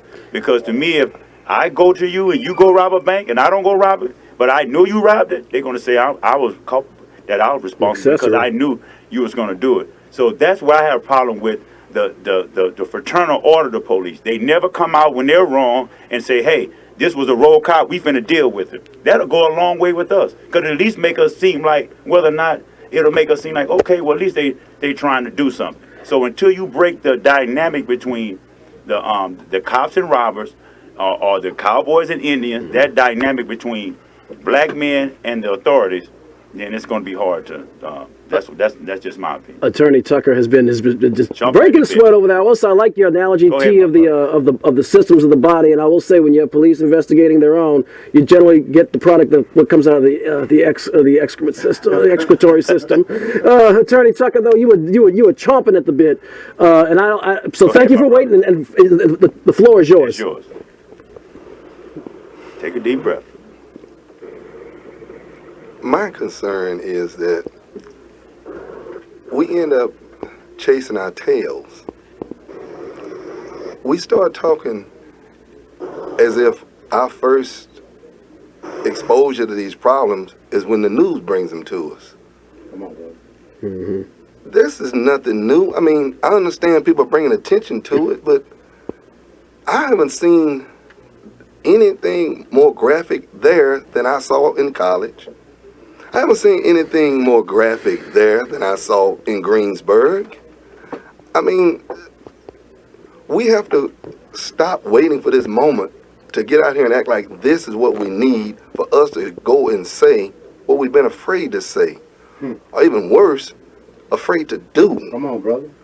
I mean, we live in Baton Rouge, Hammond, Greensburg, people in South Baton Rouge, and I've had cousins who grew up in Scotland Square. I mean, I would go spend the summers there not knowing it was a project. I thought it was an apartment. I come out of Greensburg. I didn't know how to act when I came to Scotland Square. I mean, I was just happy. I mean, all black folks, we get to go over here to Anna Jordan and jump in the pool and everybody just using the bathroom. I mean, I don't care. It was just us. That's right. But we get here and we see, but you can be right there and watch police beat a man senseless. I mean, we've been watching this happen since we've had eyes. So why is it that now we act like we have an opinion on it? Because they give us the floor? We wait till they give us the floor? I mean, is that really what we're doing? We're waiting until they let us talk and we all run to the mic. Like ants to a bone. And as soon as they turn the mic off, guess what? We run back in the dark, the drones like roaches. Oh, I mean, what's the problem? Be a man every day. I don't need this platform. If I see something out of line, I want to know, hey, man, what makes you think you can treat this man less than a man? Period. Make him answer that every day. Straight fire. I wasn't going to go to the sound effects, but that was straight fire. Make him answer that every day. I mean, why are we all huddled up in this room today? Why don't I know you yesterday? Period. I mean, man, your community has something for you to address every day. I'm learning this man's name, but he looks just like the people I've seen killed before. He looks dead. Right. Shot. And somebody using some explanation for why he shouldn't have been doing what he was doing. Are you all offended by that? Because you've been told that. So what's the difference in the line you're told after you get the hell beat out of you or you see somebody get shot? You just get scared? Now you learn a new way to give away some of your freedom, like you some kind of runaway slave, got to show your free papers? Mm-hmm. You know, I mean, everybody tries to justify why he shouldn't have been killed because he's a good guy. Let's say he's a bad guy. Thank you. Speak on that, please. I mean, why do we keep talking about, I'm so glad you said my that. son never been in trouble. Let's say my son stayed in trouble because I did. I stayed in trouble. I lived in the principal's office. Or when they put me out of class, I wouldn't go. I just run down to the bathroom, stand up on the toilet, and hope the bell rang before they found me. In this president climate, I would have never finished middle school. So we sit here keep talking about justifying kids shouldn't have anything done to them because they're good kids. The alpha male is the GOAT. The alpha male is the GOAT. They're trying to make a whole bunch of sheep wait their turn to go bad in unison. And then when they bring the arm down, you shut up. And that is very much that is a point we kind of touched on a little bit. You know, even if the police do not have if forget about whatever he was brandishing a firearm. If it is murder, the police don't have a right to come up there and execute the man in the street. You know, you bring a point. It doesn't matter that he's good or not. Y'all, let's go here. Let's go. What's the answer? My thing is, we don't have any answer as a group because everybody's community's answer is different. There is no universal answer. There isn't one. Because over here on McKinley Street, y'all might have one issue that if you address it, it moves 8 blocks. Up here in North Baton Rouge, they have another issue. I don't know what the answer is. We don't need to sit around and ask each other what the answer is. You answer the bell. That's the answer. Answer the bell when it's rung in your neighborhood. That's the answer. Answer your bell. I don't know this brother, but I can tell you what, I can tell by the look on his face that he's ringing bells. And that's all I expect. But I don't like how we all act as if we need another man to lead us into manhood. I don't understand that. And I want to say this. What you have to do is hold, these black police officers have past. They grew up somewhere. They have people that are in the street that they know, that they may have been buddies with, that, hey man, you approach him and say, hey man, what are you doing? What are you doing to address what you know? Because he knows stuff we don't. That's right. There are some white guys you grew up with that they're not inherently wrong, but if you don't call him on it, he doesn't have to ring the bell either. That's my point. So it's not about officers, it's about the relationships you have. Hold them to the relationship they say you all have. And if you don't have the relationship, make it known. I don't stand up here and pat politicians on the back, and I'm not going to open up what I'm going to say with thanking the politicians for giving me the floor. I mean, we always open up with thanking politicians for being politicians. He's a freaking elected official. He represents all of us. Well, I understand that, but you was are a listening. way big thing than we had than what we had last. So it was just refreshing to see. 10 seconds. We're listening. Refreshing to me to see. You're listening. I haven't seen it. You're listening at 96.9 FM WHYRLP Baton Rouge Community Radio. Sorry, the FCC has us do the station identification thing. Go ahead. Sorry about the interruption. Go ahead, Perry. You want to say something? Well, I want to say, is Miss Bolton Green still with us? Yeah. Yes, I'm here. Great, Okay, great. so I wanted to thank her. I didn't know if she needed to leave when we discussed her being on the show. We discussed, 20 to 30 minutes. She's more than welcome to stay as long as she liked. But I did want to extend to her that, I recognize that she's there and she's beyond what we asked her to do. So I wanted to recognize that, but she's more than welcome to stay and chime in. No, Brother Tucker, again, that's that passion that I was talking about, that I knew he was going to bring, and that meat that he's going to bring. One of the most disappointing things, one thing is, I have to echo Joker's sentiment of proud of the Baton Rouge community, that it has been very peaceful, and I think Miss Bolton Green said the exact same thing. It has been very peaceful, and that is something to be proud of. One of the things that I am disappointed with, is that every time I sit here in Silver Spring, Maryland, and watch on CNN a video shoot from Foster and Fairfield, that corner, that Triple S store, that it's an awfully dark picture.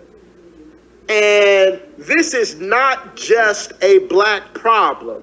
Yes, we are the ones being shot and killed. However, this is a community issue, and we need the entire community out there on that corner protesting.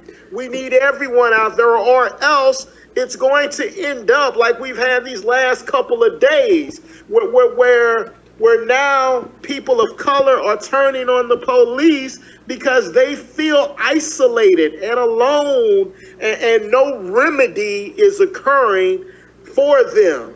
So that's been extremely disappointing, and I'm speaking to my greater community at large. I'm speaking to my WHYR folks. I'm speaking to everyone that is not of color. Why is that picture so dark? Perry, your timing is incredibly impeccable. Brian Marks here at WJHR just did roll in some breaking news across the desk. Apparently, there is a rally, and this is not a subject change. I just want to drop it in since Brian walked into the room to tell us.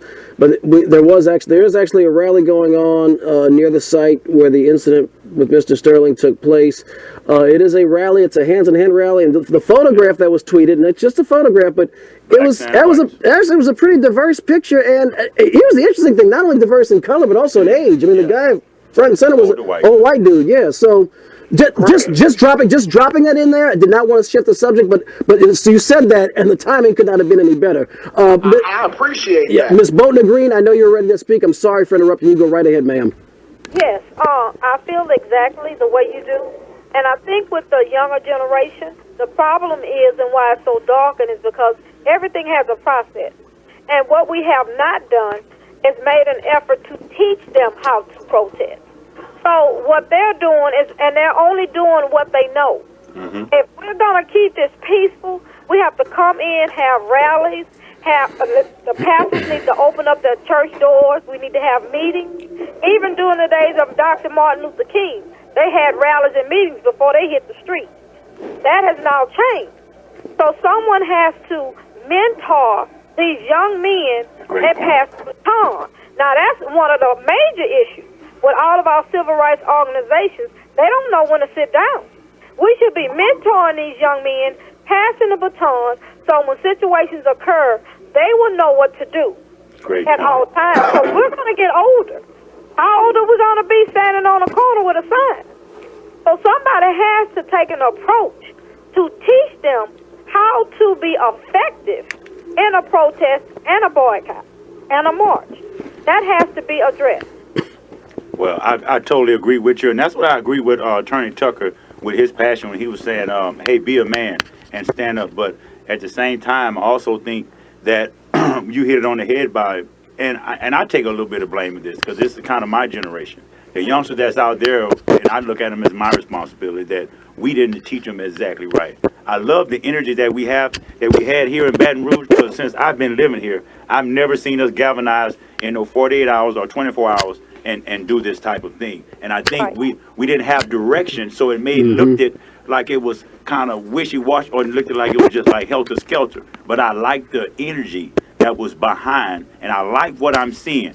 But, you know, at the end of the day, everyone is not as strong. Everyone is not a leader.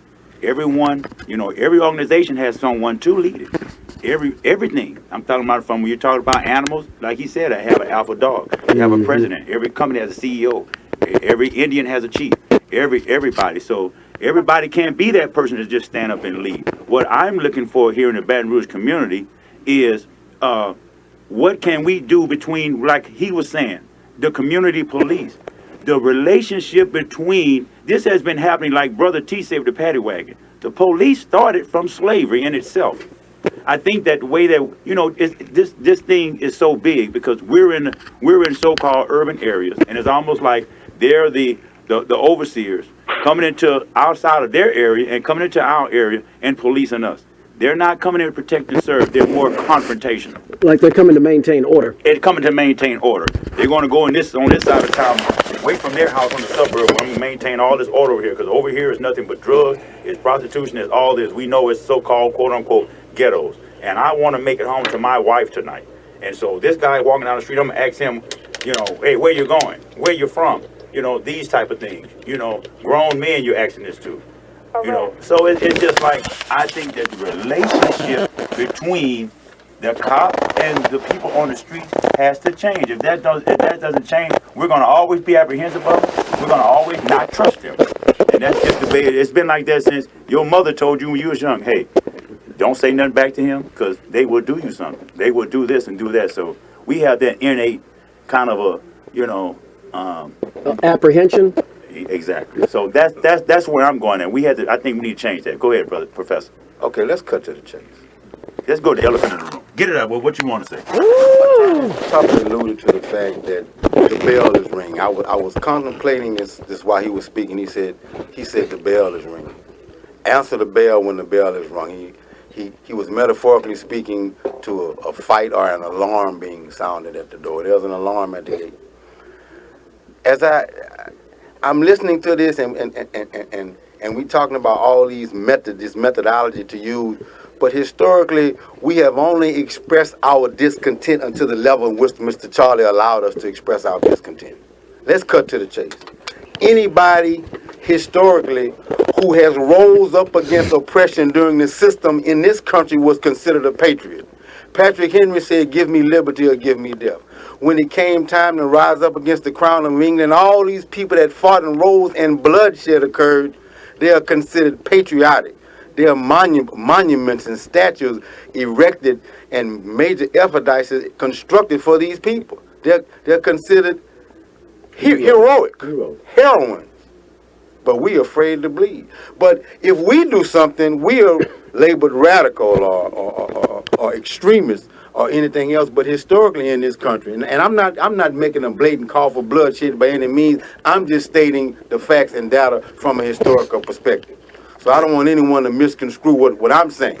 But I'm saying historically, the definition of a patriot, all these people that fought against the authorities for their rights are considered to be patriots. And blood had to be shed. And blood was shed. And blood was shed. Attorney Tucker? I would like to chime in. What I'm talking about has nothing to do with blood. It has to do with that dried ink that already says we have certain unalienable rights. Indeed. And we have the intellectual prowess to be able to digest and analyze and then get together and see how well it is being either respected or enforced. And where there's a deviation, we can go and we have like this professor who's about data, go and look at empirical data and see where the disparity is and force them to deal with the disparities in the empirical data. That's what I'm talking about. And now, as I sat and cooled off a little bit, let me tell you some of the things I would like to see Baton Rouge do. Because see, I went and met with our mayor yesterday, Mayor Panapinto in Hammond. He's a first-time mayor. He just took office in January. Before him, the climate was, and of course he's a white mayor. It's Hammond. Is he Italian? He may be, but it's Hammond. Okay. Whatever runs Hammond is what's running Hammond. But the thing about it is, you can't be afraid or lack the confidence to go and be either embarrassed or confronted or whatever. But right. that doesn't mean you need to sit and hope and wish. Go and be denied. We spend all our time planning stuff based on what we're going to do when we get there, rather than planning stuff based on what we refused when we left. Know where they are before you start planning. Because you may be planning a perspective to go and really, this is the whole thing. Never go there and think you really did a big deal when they were planning to give you that anyway. Right. So you come back celebrating, jumping and hollering like you really did something, wanting to get a plaque. You can't wait till they have 100 black men so you can wear your suit and they honor you for something that you don't tell them you just went there and he was already ready to do it. He was going to do that anyway. So why don't we go and have the real conversation while the issue is hot? While if it's in his heart, it'll have to come out in his ink. Because you'll know what he really feels when you make him make a decision or take a stance while it's a hot button issue. Right now is when you need to go meet with Governor John Bell. And I'm not talking about the politicians. They know they have to sit and have some democratic conversation. You don't. You don't have to have that kind of conversation. Well, he won't meet with me. Well, guess what? My state representative, my senator, if that's who I'm putting my faith in, he needs to have a meeting with me, not me asking what he's going to talk about, and I don't know what it is. I mean, this is a lot easier than we're making it. It's a lot easier than we're making it. I'm not saying, I'm putting it like this, I'm sorry. It's a lot simpler. It's simple, but not easy. And what I want to tell you is when I met with the mayor, I had 3 things I wanted to address. I mean, I'm talking about the basic things. There's a certain foundation you have to have before you build your house. They keep saying about these dash cams. We want to make sure that they have a policy where all vehicles must have them. But that's just to let you know what they must have with the dash cam requirement. Now it's about, tell me the policy on the use of it. Right. When is it supposed to come on? Tell me the policy of what happens if it does. It's like in the military. If you know what you're supposed to do, you know if you deviate from it, how they determine what your punishment is going to be, you know when the punishment is going to happen, you know how long it's going to be. Right. See, we don't know any of that. And I'm saying they may know, but if that's an issue that's of life and death to us, publish it. Put it on the website. Put it on the police website. Tell us about your dash cam policy. Not after we come here begging for information, because we know that before an encounter is a whole lot more powerful than after the encounter. And people might still stay alive. Coach? Oh, I'm sorry. Go ahead. See, I wanted to give you my 3 things Sure, because people are asking for solutions. Yes, sir. So I want to give you something that I was able to negotiate with my mayor, which I didn't have to really get him to move on it, just inform him that we felt it was important and that we were entitled to it. Okay? The second thing is your body cam. You see, because that's a big issue in this case.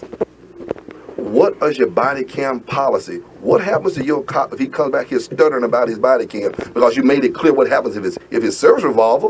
You see, what is the clear policy? We want it published. We want to know what it is about body cam. So you can't he can't come up just giving us some off the wall explanation for, well, I don't have to. No. We know what you must do. See, why is dealing with police officers more of a maze than football? You can be a casual football fan and know all the rules.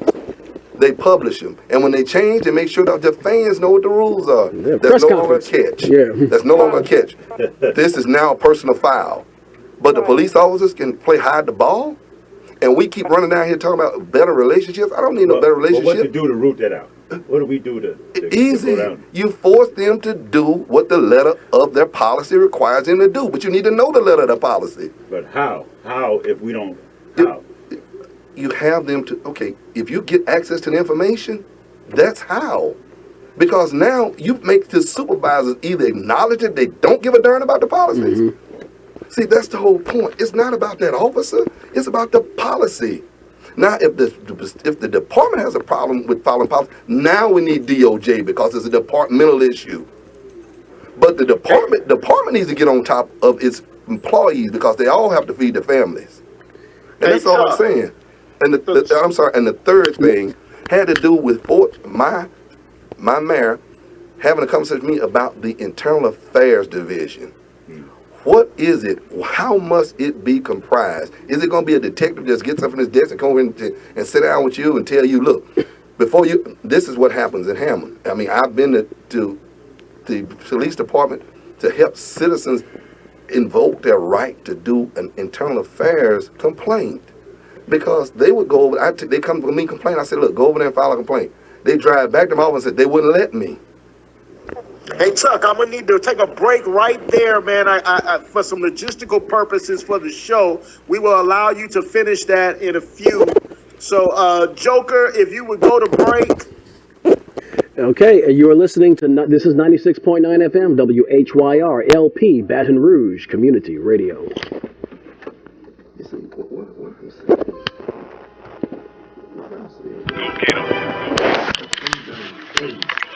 That we keep allowing them to decide what they're going to do. While we're going to ask them to do something even more. And they're literally looking at you like, what else do you want from us? Well, they're right. This and this. They're right if we don't already make them act upon what's in place. But Chuck, I'm listening to what you're saying. And it's like, there's a great bit of hypocrisy, and a lot of these things are departmental issues. Exactly. It's not just, it's departmental. How about this? There's a culture of That's what I'm wanting. This is how you prove it. How can you overcome that? First, by proving it. You have to prove it first. This is how you put the empirical data to prove it. But see, you're an attorney. That's why I'm talking. But that's why I'm telling you.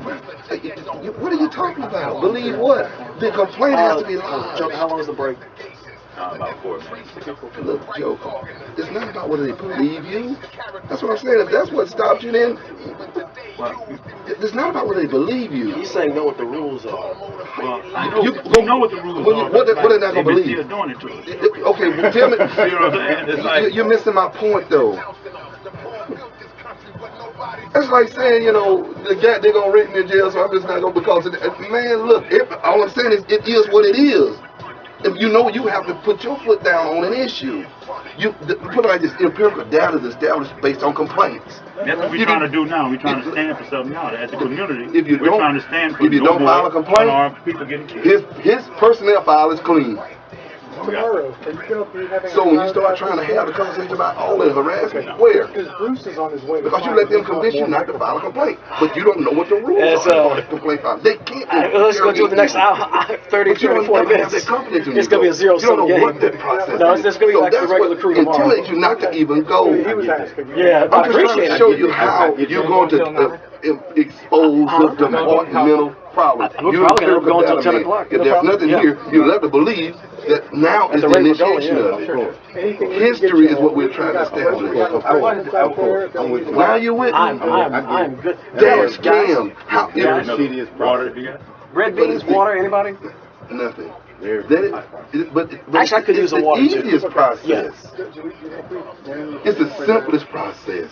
Because it's free. And back covering going on. Not that I need to comment on I anything, can't but if we do before 10, atone for I would every want to comment opportunity about to how deviate. racist Because other than Twitter that, we should comments just stay have been house. on the Baton Rouge Advocate this afternoon, Yeah, and but how what many I'm people saying are is calling out that the is- extremely thousands of comments on Twitter at the Advocate of the things that people are saying. That's been in my wheelhouse, most too. Most of them yeah. are racist. They're Are they terrible. going against? Have you all been watching? I have. Here's the thing, Brian. If you're on the internet, forget about the Well, killing and it's stuff. internet. It could be a Tuesday in Christmas time when everyone just got $1 million from the government. There's going to be some racist stuff on the comment section. But yes, I have noticed that. If you look to at your the point. Twitter, It's pretty ugly. I just wanted to comment on how bad the comments on Twitter Yeah, you said we got to get her on are off tonight. for the Baton Rouge Advocate this Okay. evening about the Speaking protest from in a front ground of the zero RCD point, headquarters, being which with they're the always people been. that are Bad in a negative way Ladies from. stands to I mean, what do you mean bad? I mean, extremely Okay. racist and Someone extremely needs to numerous. mentor Let them me go back. to that And for people my I'll go age, they got the picture right All there. right, okay. I can say And this. And also I that hope a lot they're of people laughing, call but them you need out. to put some respect on this. There's like 11,000 comments For on the the simple stream fact that this they have afternoon burning about the cause. demonstration at They the want to know what to do, and the typical stuff that you see in the who ad. to talk It's to. not anything And you it's haven't kind of heard. hard to do that when There's a lot everybody of is them, just, but one of we the interesting upset, things everybody about is it ticked is off. that You know, a lot of everybody people is, talking back to them and you're saying, so mad look at how that you racist don't know the people are. righteous thing to say. But my personal But comment it's is, way y'all talking a lot too about the low black after we've community, been but here. also I wanted to That's- comment that's about the loss from that the ground white zero. community needs to look at themselves, the, look at what is coming Oh. out from a lot of people in this town this afternoon about a peaceful demonstration. That's my thought. But y'all look at it, y'all can see it. But anyway, But along if we have some time, that's my I'll thought. definitely toss that one in if I can get it in. Most definitely.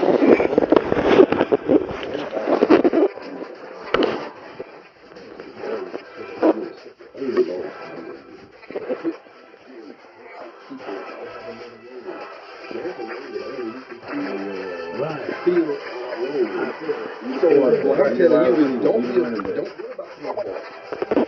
You gonna do it, I got this in you. Right. But I can't run down here and do it again.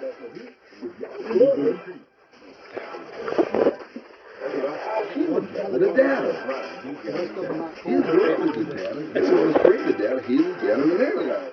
Now it's taking that data to the people say that they're Thank you. we have an issue. Huh?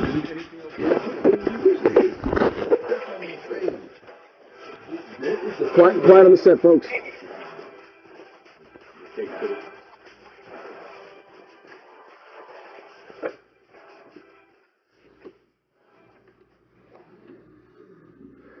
We are back here on. Yeah, that We was are back here on. That song. Oh yeah, we are back here on a special Friday edition of the Louisiana All American Sports Show here on 96.9 FM WHYR Baton Rouge Community Radio, talking about a community in crisis right now. Perry, We have, of course, we were joined tonight by Ms. Tawanda Boatner Green. We very much appreciate you coming on and sharing some of your insight with us. We do have another guest, and the only way for that guest to get through is via the traditional phone. So we're going to have to move on for time. But before we let you go, first of all, thank you very, very much for coming on, talking to us, and sticking with us. And did you have any parting remarks before? Do you have any parting remarks? Just very appreciated, and I'm glad that I was able to speak. And if there's any question, Perry knows how to get in touch with me. And I pray that everyone have a successful night. And thank you very much. Thank you kindly, very much. Thank you, appreciate it. That was Miss Tawanda Boatner Green, elected representative on the Democratic Executive Committee. I hope I did not bungle that title. Also, let her know that we welcome one of those representatives to call in tomorrow for tomorrow's show. We would greatly appreciate that between 11 and 12. If one of those representatives from the Democratic Party that she mentioned, we would love to have one. Absolutely, and I know she just. I think we just parted ways with her, but if she's still listening, hey, absolutely. And wow, I'll tell you, they're just lining up one after the other here tonight, baby. Hang on just a second, Joker. Y'all take over while I get this next guest in. Hey, Joker, let's play the clip before this guest comes on. Oh yeah, well, I definitely have a clip for you guys that I want you guys must be our next guest. To check out before our next guest comes on. And we were talking about this, and I was kind of alluding to having a person, a leader. And back in these days, we had a great leader, and I want you to hear this. And it even applies to today. And this speech was in about 1963. Be precise now, not about. In the 60s. Check it out. I can't, but I'll just assume it's the next one. Okay, thank you.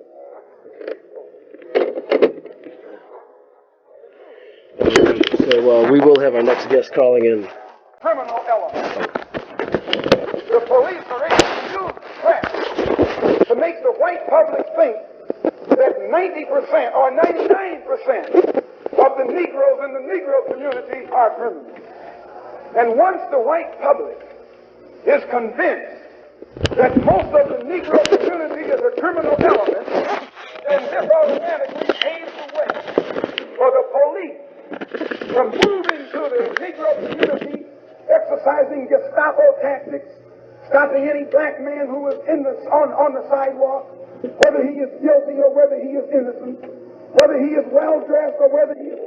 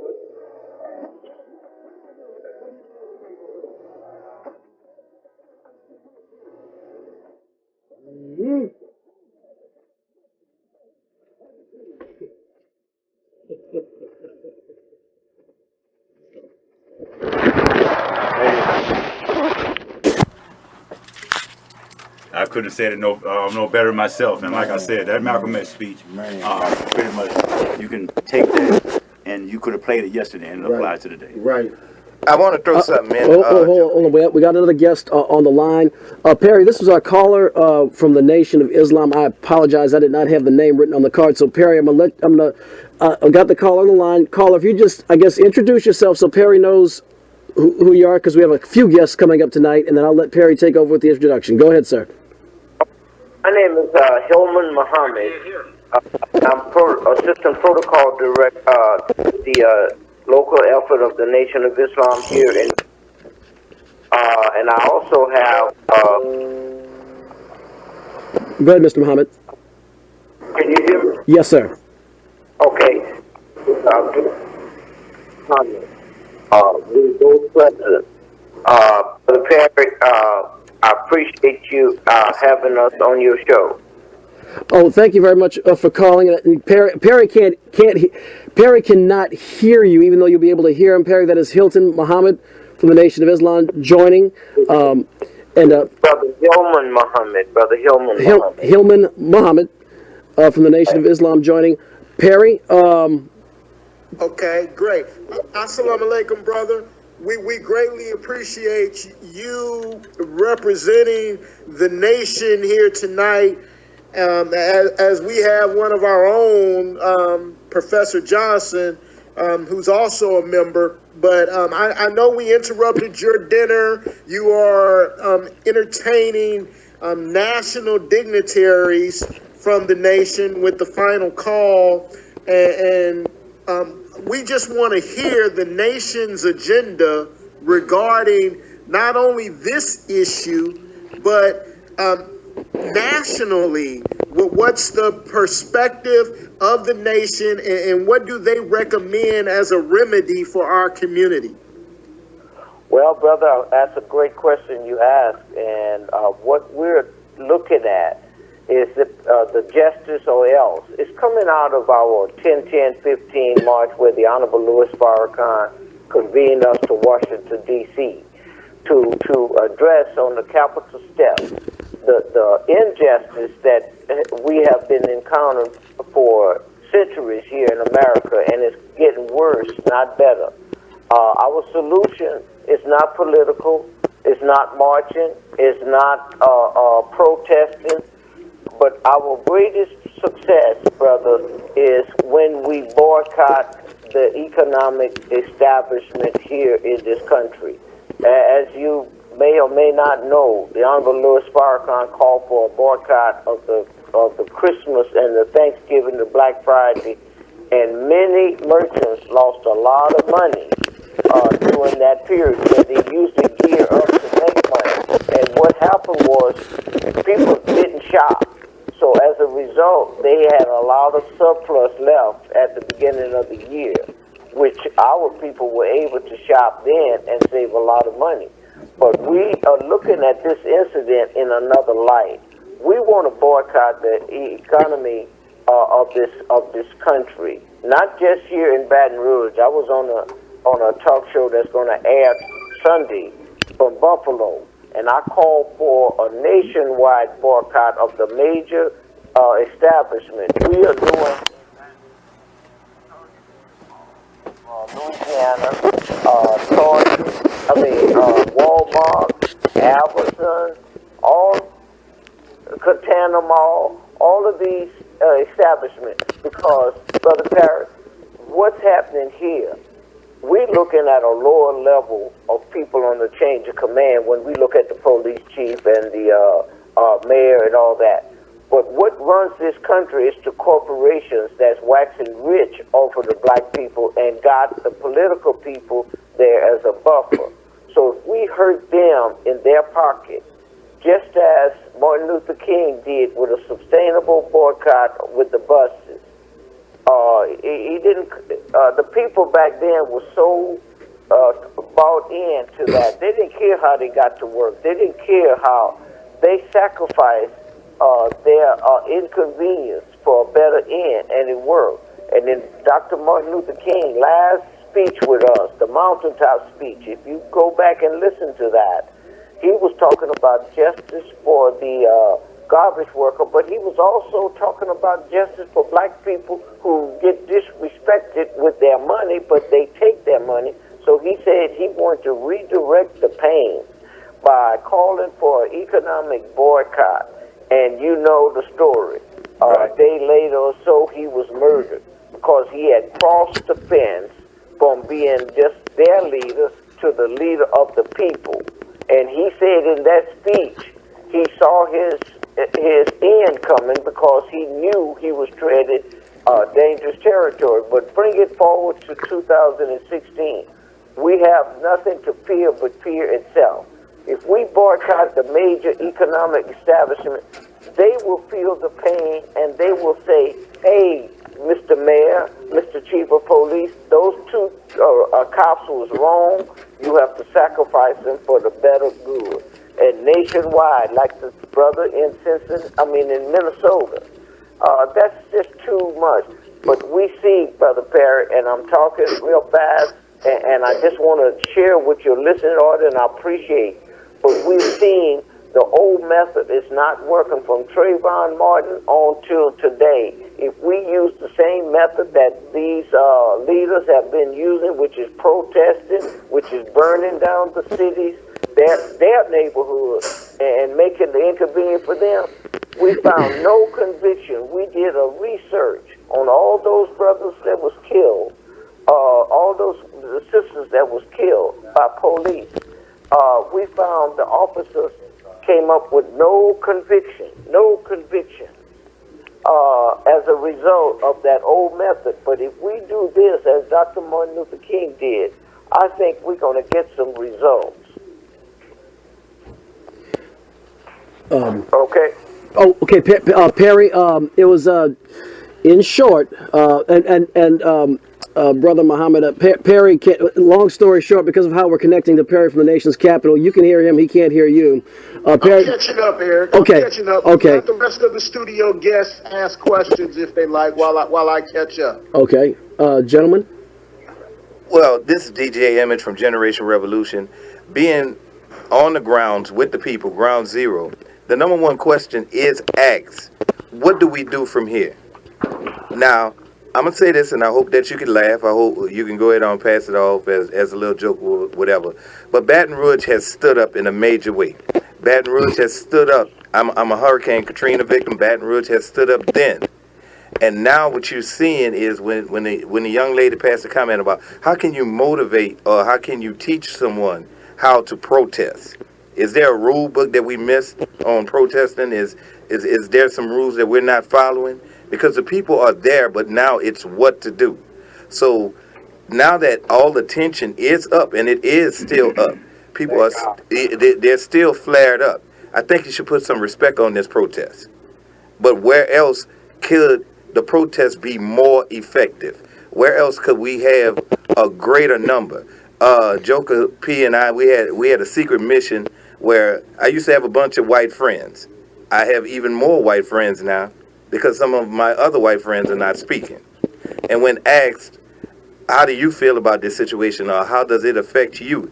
It took the other situation of cops being killed now for you to see that, okay, now the dog has pooped on your lawn. So now we're looking at things from both sides of the fence. Whereas here it is, where do we channel our anger and how are they going to channel their anger? Because the thing was this. You had so many people in defense of the police. Oh, those people are doing their jobs. Oh, they have to go home to their families. You have no idea what a cop goes through. But now here it is, the people on the street, the people in communities, you're talking about your average, everyday Joe Blow is scared to go to the corner store. They're scared to get pulled over. What do we do? Malcolm X even said, you could be an educated man, you could be a dumb man, and you're still going to be attacked. Even Brother T here was harassed. It was some time ago by the police, and there was no telling where it could go or where the situation could be. So you're upset. Voice that. So you want to do something. That's right. Be at the protest. Get involved. The best word I could use for it is called cultivate. Get with those that are doing positive things, and how could we be effective not only in our neighborhoods, in other places too, that will make a difference. I got an update right now. Let me see that phone. I'm looking at this, and I want to say it out to the public out here.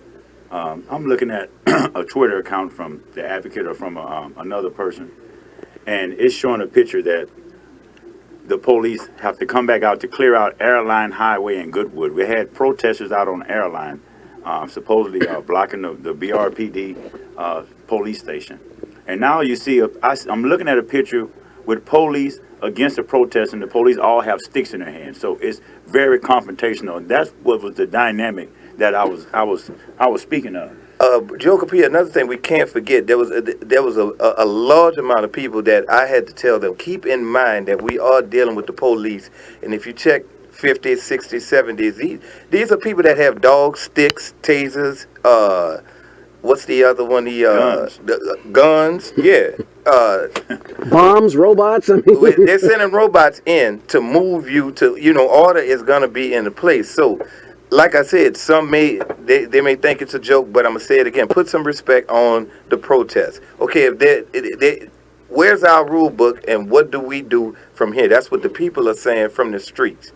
And let me go ahead, brother. To Tucker or Brother T, are there any questions for Brother Muhammad and the agenda presented for the nation? Assalamu alaikum, brother. Wa alaikum salam. Peace and blessings be upon you. Also, I'm very proud of you speaking on the agenda of justice. Brother, are you here locally? I didn't initially catch this. So you with Brother Rashid? Yes. Okay. We're in the car. Go ahead, brother. We're in a car now together, but look, let me say this. I know you wanted to ask a question, but protest is outdated, especially protests in the police department. They have no juice. What we have planned is a protest of the economic establishment. This is where it goes. This is where it hurts. This is what Dr. Martin Luther King alluded to in his last speech. Redirect the pain to those that can feel the pain, and redirect the attention of these lower level people like the mayor, the governor. They are the one that sponsor them. They are the one that elects them. They're the one with the monies, and they're the one that has all the businesses. Protesting is outdated. We could look at the protests in Ferguson. We look at the protests in Baltimore. We look at protests everywhere. And at the end of the day, a year or so later, all these police were not convicted. It got no conviction out of that because you're protesting the wrong people with no power. Indeed, brother. So, and you're putting your life in danger. You're putting your neighborhood at bay by burning it up, inconveniencing senior citizens and people that can't leave the neighborhood.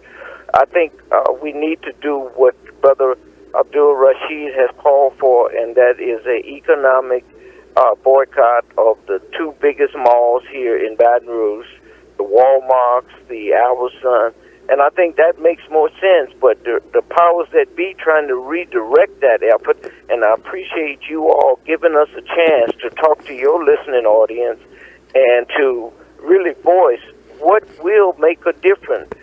Dr. Martin Luther King was head of a sustainable boycott of the buses there in Alabama. And that was a victory he got.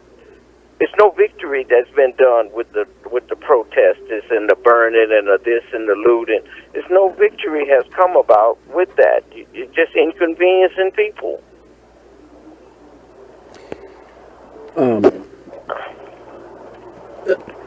So I hope that, now you said you had a question, so I'll take your question, but I just wanted to speak to that before it gets lost in the shuffle. Okay, I have a question. Is the Nation of Islam, are they protesting anywhere in Baton Rouge right now, and where? Or what they may be doing at the moment? We had a press conference today announcing the economic boycott on the two malls, the Walmart and the Albertson and other institutions. We are not protesters. Nation of Islam are not marchers. That's not our profile. We know where it hurts, and the Honorable Louis Farrakhan has called for us to form the Justice or Else movement. And justice is something that involves fair dealing. And we're not going to get any fair dealings from listening to or from being appeased by people talking into a mic or people protesting. See, the cameras of these TV stations and the mics of these radio stations that's not reaching out people, they selling commercials on that. With that, they sense a lot. They magnetize that. As you see now, Baton Rouge was on the map, but now since Dallas had happened, they are really turning the attention to Dallas. It's just sensational news. But if we get into some back rooms and meet with the ground root people, the grassroots people, we will accomplish more than a protest that's going to last 2 or 3 days, and then everybody go back to sleep. I was talking to one of the ministers in St. Louis today that was involved with the Ferguson, and I asked him what was the result of that. He said, when the cameras left, the people left. That does speak to a lot of the sometimes the short-term thinking and the short attention spans. We have Attorney Tucker. Did you have a question for Mr. Muhammad? Well, I'm just sitting and soaking it up because I've never really moved with groups, so I'm listening to an agenda that wanted to get a bunch of people to do something that will have an impact. And I can learn something from that.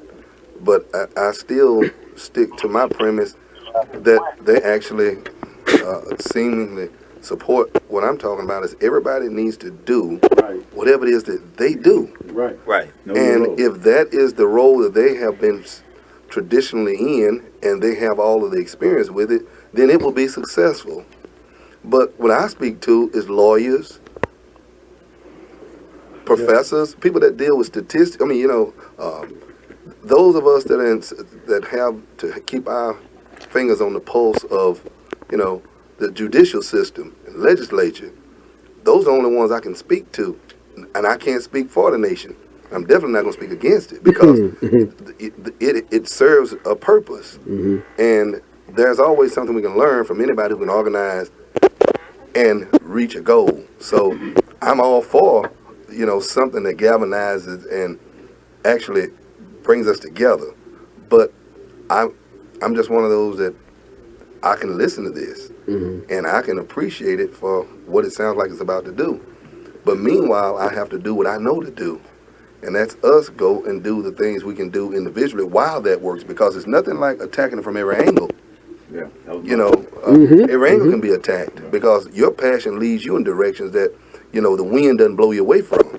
So I just follow my passion. Yes, sir. Because I get out there and I might get hungry, and they have to make me strong. But nobody has to convince me to stand where I stand. Yes, sir. And that's it. And I applaud all of it. I just think that, once again, I appreciate all of us just staying in our lane and being steadfast in our lane. Right. And hopefully those lanes will come together and we'll form a street. A highway. And get a unified direction. You know what? Joker played the snippet from our beloved brother Malcolm. And I would like to quote the brother also, because Malcolm said, when you send your chickens from your barnyard in the morning, you want your chickens to return home. You have to look at this thing holistically. America, and Brother Tucker alluded to the ink dried up on the paper. He was making reference to the Constitution, a cardinal doctrine, which America pinned us out of. This country, the very fiber and foundation of this country is woven and sewn in with disappropriation and egregious acts of egregious and heinous acts toward blacks. The very foundation of this country is based on economic premise of an agrarian society and slavery. Slavery is woven in to the foundation of this country. No one can disagree with that.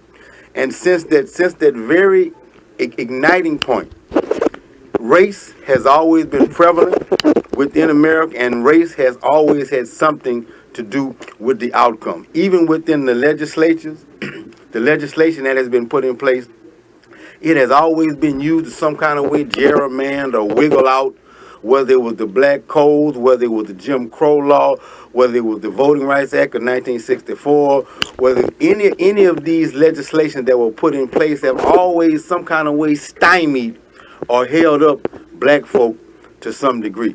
So the brother also alluded to policy. I'm working on my doctorate in public policy. And Dr. Lawson taught us that policy is he said that money is the mother's milk of politics, and that policy is what the government does or does not do. So what does that tell us? That policy and these legislations can be the gift, and it can also be the curse. But hold on, Perry. America has to look at cause and effect. I mean, these things they have put things into place and ignited things that have happened, and now you have to reap what you've sown. I mean, it's literally just that simple. You just can't abuse people over and over and think that there's not going to be some type of outcome. Now, we talk about divine intervention and things of that nature, but nothing has come out of the sky and saved you yet. Nothing has come out of the sky and intervened to any degree. But I'm saying you still have to look at what these people done, or the acts that they've set in motion. There's going to be outcomes from these. Well, I'm glad that you brought that up, because I have something I want you to play and I want you to listen to. And it's actually a cartoon. And it's a cartoon. It's called The History of America. And I want you to listen to this real close. It's a cartoon. Just remember that.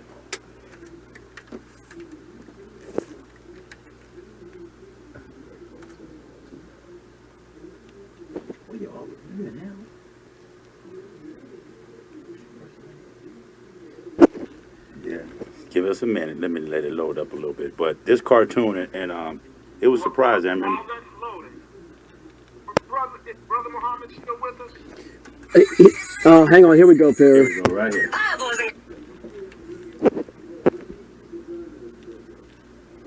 Girls ready to get started? Once upon a time, there were these people.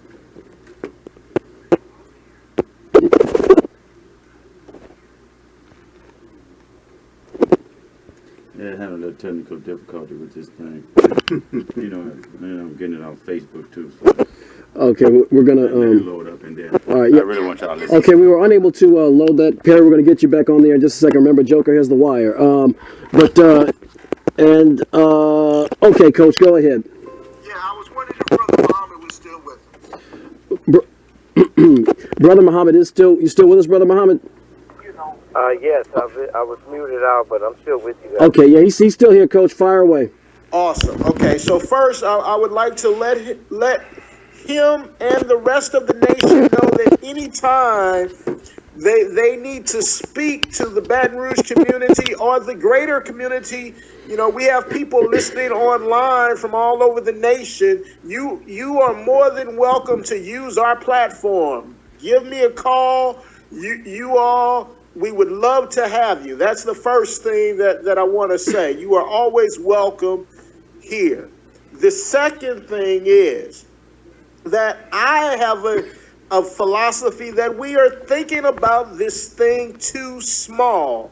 And I would like to know if the nation has an agenda. One of the things that Brother Muhammad talked about, Brother Malcolm talked about, is taking this out of the United States court system into the world court and the United Nations. Has anyone, is there a plan, an agenda to take this to the United Nations as a human rights violation so that we can get some help from brothers and sisters around the world to economically boycott the United States until there is a change? I do know that there is a report coming out from the United Nations next month in August regarding the state of African Americans here in the United States.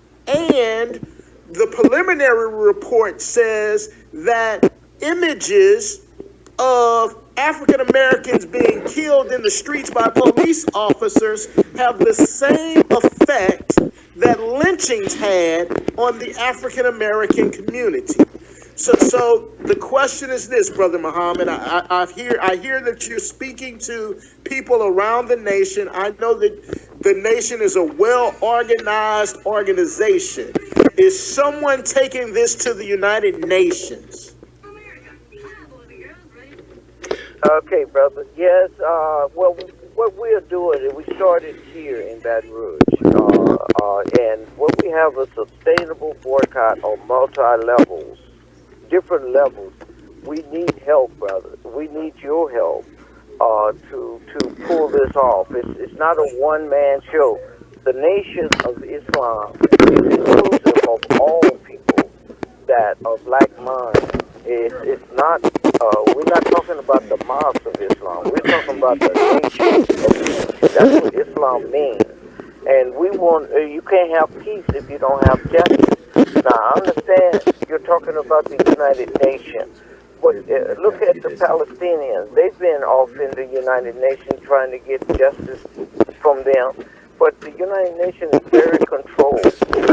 While we're waiting for a decision, many groups have gone to the United Nations and appealed to them for human rights violations, and they have no result.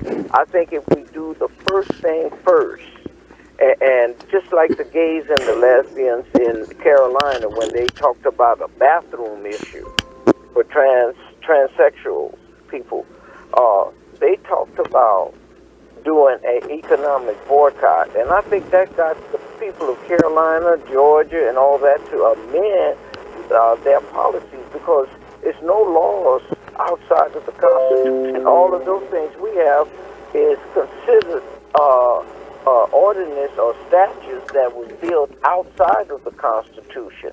But what they did with the united effort, they changed the policy or the ideas of an establishment because they were united. There's many things we could do, but the first thing first, and I think we've tried everything else, as Reverend Pitcher of the SCLC said today. But now we have to get them as Martin Luther King. He's got a proven track record. That we're talking about protesting, it has no proven track record, because if you read the list, brother, you'll see no conviction, no conviction, no conviction. A year or so later, when everything has cooled off, the cameras have left, the mic is put down, and then now we get a no conviction or no bill, no justice. So I think if we do this and unite behind the effort, not just the nation, it's a coalition with the NAACP, the SCLC, and many other concerned people of like mind that want to bring about an end to this. You know, not just a Band-Aid effect, but an end to this. And I think hitting the corporate people that rules, that controls the financial, somebody said that earlier about policies, and that what fuels policy is money. See, money is currency, just like electricity is currency. Energy. It's energy. So if you cut the wire on an electrical outlet, then it receives no more power. So this is where we need to think about. As someone said earlier, we thinking too small. We got to think big. These guys are playing on the higher level that we are attacking. And Minister Farrakhan showed that during the call for the boycotting Christmas. Wow. And the mindset. And we have success as a result of that. I think so too. And I second what you say, brother Muhammad. And I just want to you definitely enlighten me, because I know that at the end of the day, and when you hit them where the dollar's at, you will get some results. And and I just want to thank you for your knowledge and thank you for your information. I want to play a little something. It was a little clip I wanted to play earlier. I got it queued up now. I wanted to play this clip. It's actually a cartoon, and it's called A Brief History of the United States of America, and it's in cartoon form. So this even applies for the kids. So check this out. Now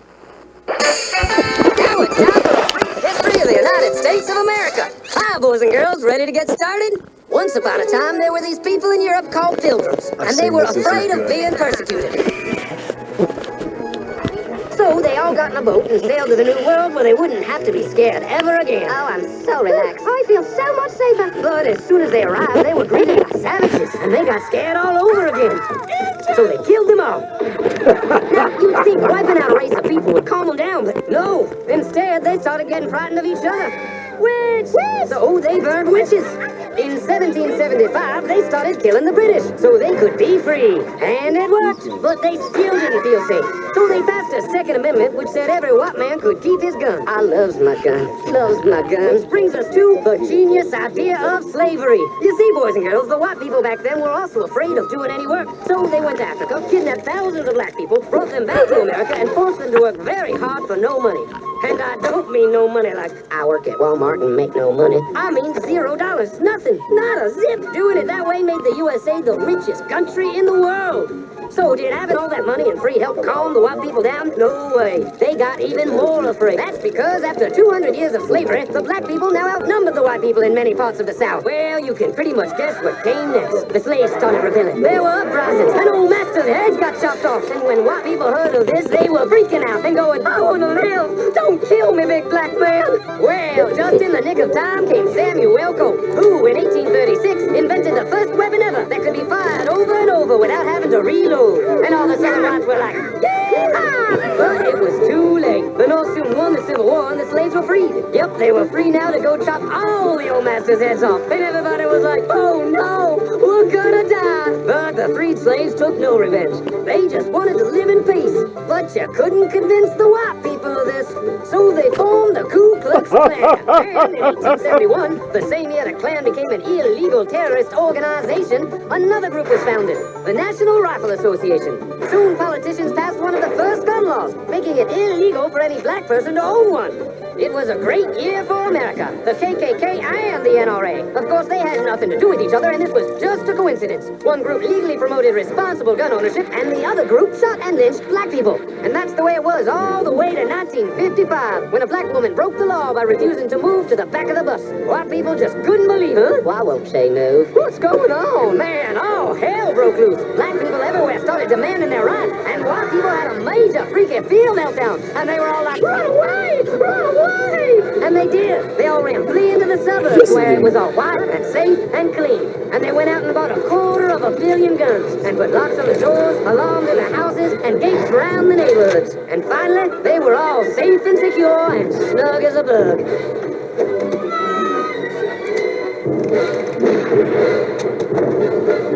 And everyone lived happily. Is that a bullet telling story?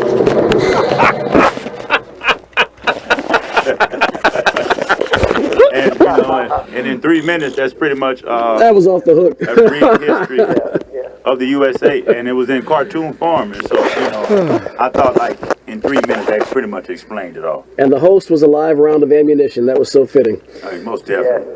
We got another special guest here. Brothers, I appreciate Brother Terry and the rest of you brothers that know the call. And Coach, I'm going to get back with you. Brother Perry has, I think, my contact information or someone how they can get in touch with me. I want to take you up on that offer. And I appreciate you guys, but I got some guests here that I've got to entertain right now. Absolutely. So, but I felt that this was very important, and I'd like to meet you brothers in person. I just relocated to Baton Rouge from Dallas, Texas, but I've been all over. I was in Chicago, I was in Houston, I lived all over this country. So I have a lot of experience in working with people in this and helping the nation and helping Minister Farrakhan organize around the country. Thank you so much, Brother Muhammad, for joining us. We really appreciate some of your insight and what you had to offer the audience. Perry, any parting shots for Brother Muhammad? I know you're not hearing him in real time, but I'm Coach. Assalamu alaikum. I really appreciate you all joining us this evening. One more time, Perry. I'm sorry, I just plugged you in. My bad. Assalamu alaikum, brother. I really appreciate you all joining us, and I hope that you join us again at some point, inshallah. Okay, yes, sir. Thank you, brother. And appreciate you guys. And like I say, I'd like to meet in person, one-on-one, with you guys, not on the air, but in planning session, because I like the minds that's on this program. Brother Muhammad, Yes, 1 second. Assalamu alaikum as well. Is Brother Rashid still in the car with you? We at the restaurant right now. Okay. I just wanted to poke a little fun with him. Brother Rashid is my father's classmate. He's a graduate of McKinney Senior High School. Hold for a minute. Okay. Hold for a minute. brother that police speak. He's just right here. Brother Rashid? Assalamu alaikum. Wa alaikum salam, sir. You my father's classmate. This is Kataki's son. We talk all the time. We both residents of South Baton Rouge. You remember me? What is your name, sir? I said I'm Kataki's son. Ibn Kataki. You remember Brother Kataki? Oh, I think I do, brother. Yes, I work at the barber shop. But anyway, I just wanted to acknowledge you, brother, and speak to you. So go ahead and handle your business, brother. Thank you guys for being on the air with us. Oh, thank you, sir, very much for having us. Assalamu alaikum. This is 96.9 FM WHYR LP Baton Rouge Community Radio. So, we have introduce our new guest. Yes, we have a new guest that's in the house that's came in to join us for our last hour here on the air. I want to introduce Reverend Flowers and want to thank you, man, for being here. Can you hear me? Can you pass the mic to him? I can hear you fine. Thank you. Thank you for having me. I don't know if you've been listening to prior what we've been talking about, but of course, this night is about, number one is about Alton Sterling. And it's about, I look at, when most people think about his life, I'm looking at his life now that his name is gonna live on now. Correct. Everyone knows the name Alton Sterling. So that's something that his family, I think, can probably take with them. I saw the musical person Drake. I saw Lady Gaga. I saw Obama. I saw all of this online. I saw, actors and everything. Yeah. They all know the name of Alton Martin, and they all know Baton Rouge. And so we want to get your assessment on what do you think about the climate that's been going on? What are your thoughts about this whole situation with the police Of course, the incident itself, it's a tragedy in our community, but I think we can pull together and make something positive from it. I love the young people and their energy. I was out there on Wednesday night, got out about 10 o'clock, and I stayed out till well into the night, just hanging out, talking, and observing what was going on. And I think what we're going to have to do is harness that energy and get it in the right direction. These young people want to move forward, but we got to give them direction. And if we give them direction, I was speaking with a gentleman earlier this morning, and his opinion was that because of what has happened in Dallas, now we need to stop what we're doing here. And I advised him that no, what we need to do is properly channel our energy to what we're doing here, because what we're doing here is what's going to make a difference in Baton Rouge. And that's got to be our concentration. We indeed send our sympathy, we send our prayers to what has transpired in Dallas. We know that it too is a tragedy, but it does not take away from what we're doing here in Baton Rouge. It definitely doesn't. I want to piggyback on what you just said before I opened up the panel for questions. They named a killer that was in Dallas about those police. Yes, they did. And this is the concern that I have. I've been reading a lot on Twitter here today on The Advocate on a lot of hate mail coming from people from Baton Rouge that's going against Alton and Sterling and protesters, and they're speaking against it. And a lot of people can hide behind these, call them Twitter fingers, right? Twitter eggs, I like to call them. But now, seeing that there was an African-American person who was supposed to have allegedly killed these police officers, I want to, how is how can we overcome the stigma? Because now they're going to be saying, see, they're trying to connect Black Lives Matter and make it out of more of like a terrorist group, and that they want to go out and kill cops. So I think now that kind of hardens, it kind of hesitates our struggle here to try to say that, hey, every person is not like that. They'll say, wait, but look at y'all want to kill cops. So what are your thoughts about that? They're going to do what they're going to do. Exactly. And we can't let that deter us from what we know should be done. I could care less, about the stigma that they're trying to put on Black Lives Matter, because Black Lives Matter. And I've been told, well, Reverend, maybe you shouldn't say it.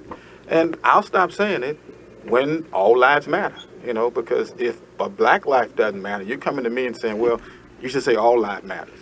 Well, when Black lives matter, all lives will matter. Exactly. And then I can say all lives matter. But until then, Black lives matter. And we can't let those who are trying to stop the progress that's being made scare us away from what's working for us.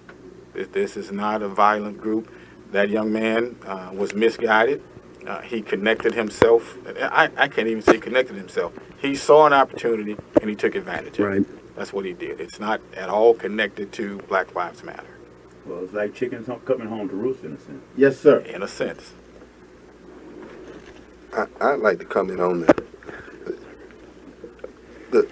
When we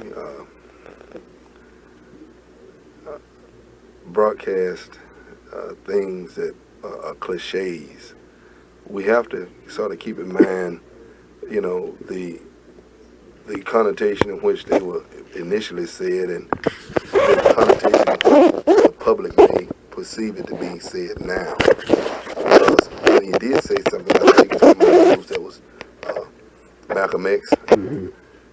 When they got it, it turned into being something else. So, you know, when we are trying to be conscious of the message we are giving being distorted by the way it sounds, then, you know, we sort of have to give the context in which we're saying it, because by no means do I ever want to see anybody injured. I mean, I have a lot of people that I have a whole lot of respect for that wear badges. And whenever I talk about, whenever we have to be brought together with this type of situation, when we're talking about cops, I'm sure the cops that are truly police officers shouldn't feel any kind of way. You know, that's like when people start talking, when you an athlete, they always talk about dumb jocks. They're not talking about me. You know, I mean, jocks. No, I'm an athlete that's, I mean, well, I'm actually somebody who's paying for school playing football. So I don't really know, I mean, I don't feel anything. I mean, and as an athlete, I've sort of agreed that some of these guys are here just for football, and that means we're chasing the hype, because only 1 out of so many thousand gonna get that, and the rest of the 1,000 can finish school. So, you know, I just want to make sure that as we sit here, we don't start sounding like we're, you know, on some militant rant and rave about retribution, because I see no sense in these officers being shot and killed at a Black Lives Matter rally. You know, I see no connection between this person who did the shooting and, you know, what I feel. You know, I feel that there needs to be some changes, but I don't think there needs to be some retaliation. I just think that as a situation, if you're confronted with it, you address it then. What I mean by that is, right now,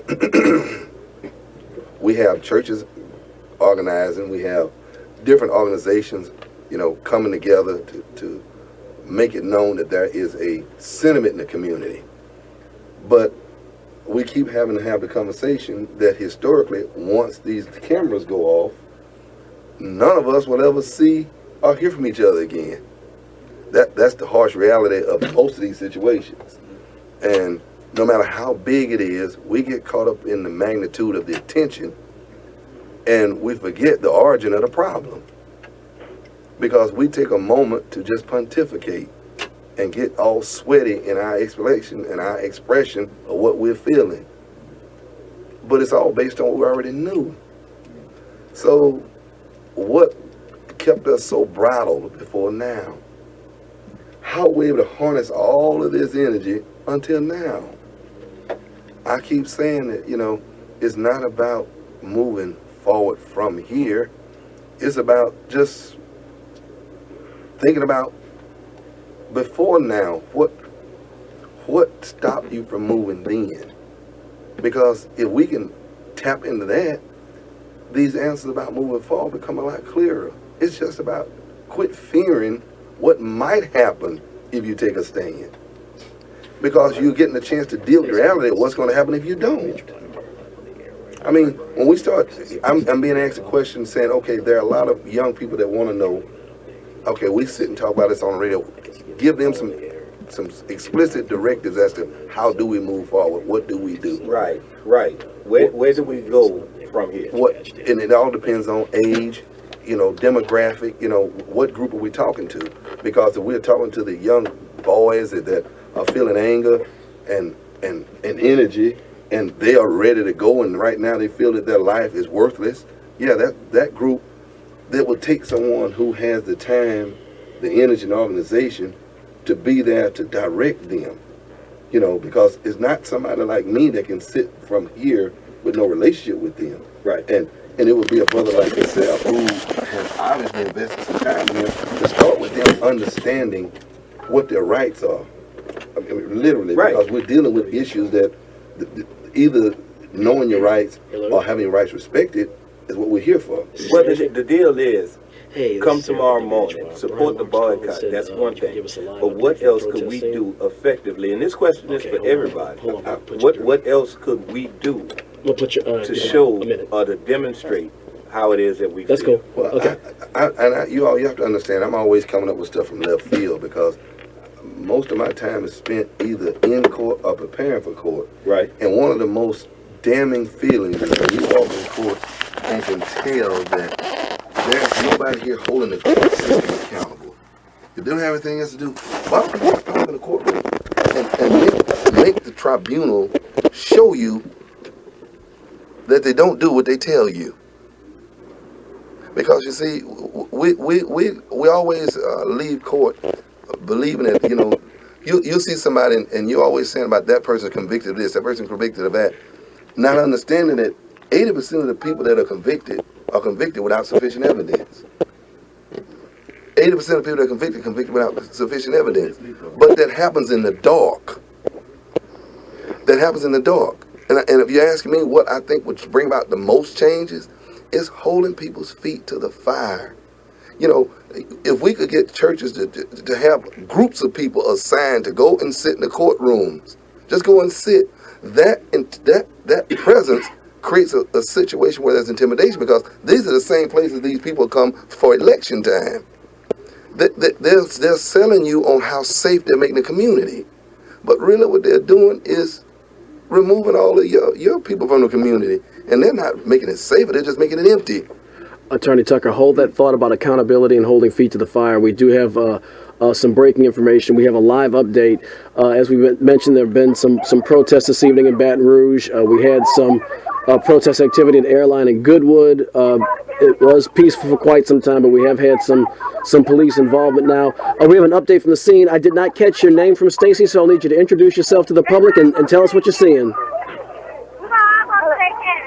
My name is D. Matthews. I can't hear. I can walk back there. Excuse me. Hello? Yes, fire away. Oh, yes. My name is D. Matthews. And I didn't hear what else you said, huh? What are you seeing? What's going on out there at the protest scene? Right now we're standing on the sidewalk behind the white line, and the police are out here with their shields and all their gear and their guns. The state police, the police, in front. I guess they've arrested a couple of people for stepping over the white line. Go ahead. I'm sorry. No, you go ahead. I was going to say, you said, no, you just keep telling me what you're seeing. I said, for stepping over the white line. What was the environment like, I guess, for the most part? The reports I'd seen on Twitter from some of the Advocate reporters was that it was a fairly peaceful scene. When did things start to escalate? How do they start to escalate? I guess take our listeners through that who are or maybe listening on the internet or at home or out of town that can't really see what's going on. Okay. No, we were going to stand in the street so that we could block off Airline and everyone could see us. I feel like it's more effective. We're standing on the line right now. I don't feel like it's as effective. So right now it is very peaceful. It never got out of control. I guess they felt like us crossing the street. They don't want to block traffic, even though traffic is blocked right now, but we still cannot cross the street. We just want to be heard. We don't just want to be seen. We want to be heard, but we want to do something that's going to be effective. I don't feel like this is making any changes. We can't, we keep telling them no justice, no peace, but we're giving them peace by standing here. And I'm not saying for it to be violent or anything, just for them to respect our minds. Ballpark, about how many people do you believe are, first of all, is the scene still crowded right now? Or are there many people still out there? There are a lot of people out here. I would say, well, there's on both sides. I'm trying to look around. I would say I'm not a good estimate. I'd say maybe like 500, maybe 500 people. There's a lot that left. It's still a fairly large amount out here. So we've had a largely peaceful scene, but we have had a couple of arrests going on there. Look, thank you, Ms. Matthews, for your account of that. I'm sorry. Hold on. I'm sorry. Somebody's saying something. I'll let you hear. Well, hold on. I can't hear him. We're gonna have to. Well, I don't know if you can hear us. We're gonna have to let you go though to move on for time. Sounds like there is some loudspeaker activity going on there, but that is a very fluid and very active scene there at Airline in Goodwood. Please use caution this evening. There have been a couple of arrests. Those are some of the reports we're receiving. So thank you, Brian, for bringing that to our attention. Joker, would you go ahead and pick us back up, please? I'm just thinking about all of the things that what my brother George just said, what Brother George Tucker just said, and I was listening to Reverend Flower, and people ask the question, where do we go from here? And I think that we talked about it earlier. Number one was about protesting, hitting them economically, but also we can hit them from different angles, like what Attorney Tucker said. He was talking about, and his lane, he was talking about the legislative, he was talking about in the courtroom, the people that he deal with, giving ideas of we can attack it that way. We also have to attack it on the street level. Everybody is not credentialed to go in the courthouse. Right. Everybody is not qualified for that. So everybody, play their lane. It's like basically, like 5 + 2 is 7, 3 + 4 is 7, 6 + 1 is 7. We'll all argue about what's 7 and we're all right. So it's all different. There's more than one way to skin a cat. And no matter how you skin it, the cat is not going to like it.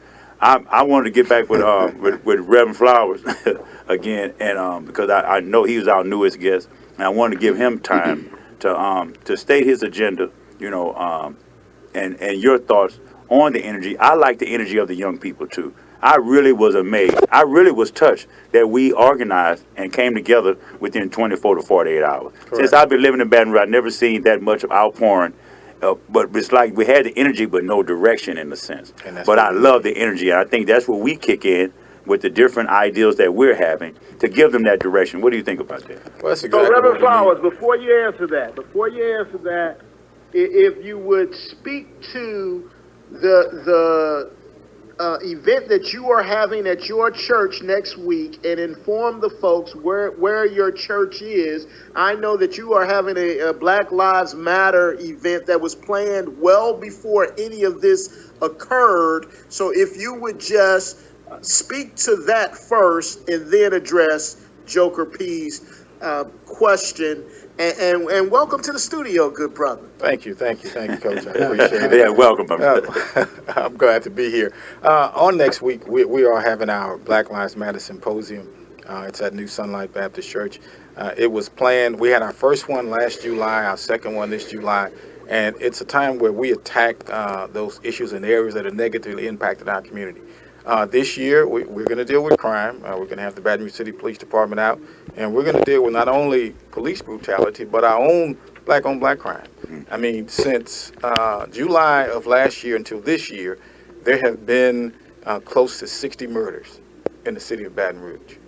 3 of those by police officers.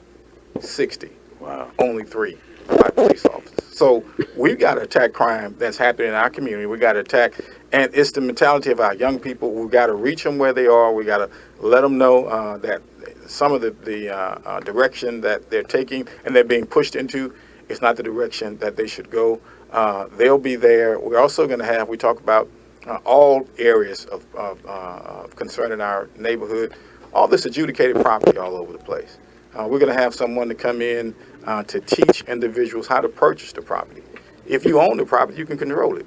If you're just if you're just renting, when the landlord decides you got to go, you got to go. So we got all this property around. Let's go in, let's purchase this property, and then let's make it productive in our community. And then the front side of that is we've got the SU Law Center coming in on Tuesday, and they're going to teach us how to ensure that our property doesn't become adjudicated. Because most times what happens is a parent dies, we've got 2 or 3 kids, there's no will, they can't open succession. The next thing you know, there's an argument over who's going to live in the house, no one wants to pay the taxes, and that property is in the system, it becomes adjudicated. So if you have a will, then you can decide who's going to get that property. And that person that you know is going to be responsible, you will it to them. we're going to talk about AIDS and HIV. That's in our community, and that has a negative impact. So we've got individuals, Dr. Leah Cullins is going to come out and share with us on that because, I mean, Baton Rouge is #1 in AIDS and HIV in America. Right. And the church can ignore that, or the church can deal with it. And it's in the church. It's in our churches. It's not on the streets. It's in our churches. And the church doesn't want to talk about it. We've got to talk about it because that's what's in our community. We're also going to have Brother Johnson T. He'll be there on Thursday with our young people. He's going to be talking about our heritage, our history. Brother Amos has put together a documentary that traces human history, the origin of man, back to people who look like us. Yes. And we want to share that with our young people. On Tuesday, we're also going to have a healthy diet. You know, we're just dealing with those things that have a negative impact in our society. Again, it was planned last year, and we just want to come in and do what's best for our family. And it's got to start with us. You know, we are the solution that we're looking for. We shouldn't be looking for someone else to solve our problems. It's on us, and we need to deal with it. And that's what we're going to be doing next week. Again, tell folks one more time, time, date, and place. New Sunlight Baptist Church. We're 1777 America Street. Every evening at 5:30. We're 5:30 till 7:30. We're going to serve a meal every evening. You can register at our Facebook page, New Sunlight Missionary Baptist Church. Go there, follow the prompts. You can also just show up. But we're trying to get a head count. We want to know who's coming. But, of course, you can come the day of. We expect you to be there every night. Maybe 2 nights, maybe 1 night, whatever it is.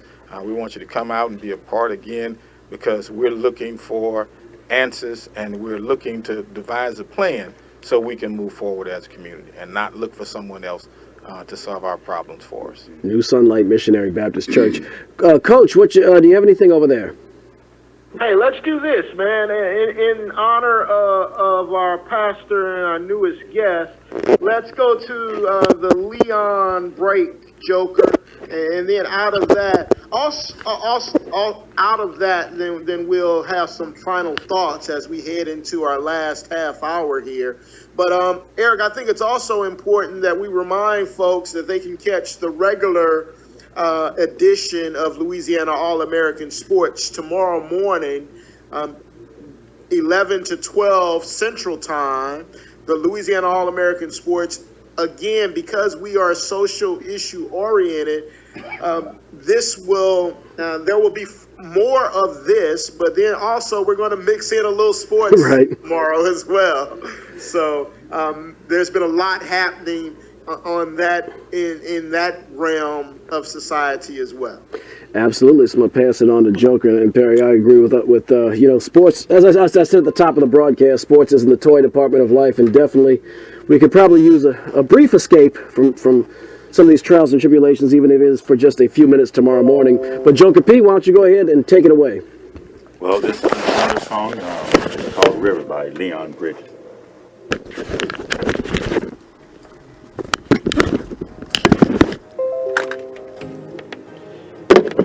So if you got to put it back on, put it back on. I got to go to the bathroom. I haven't moved in like 4 hours.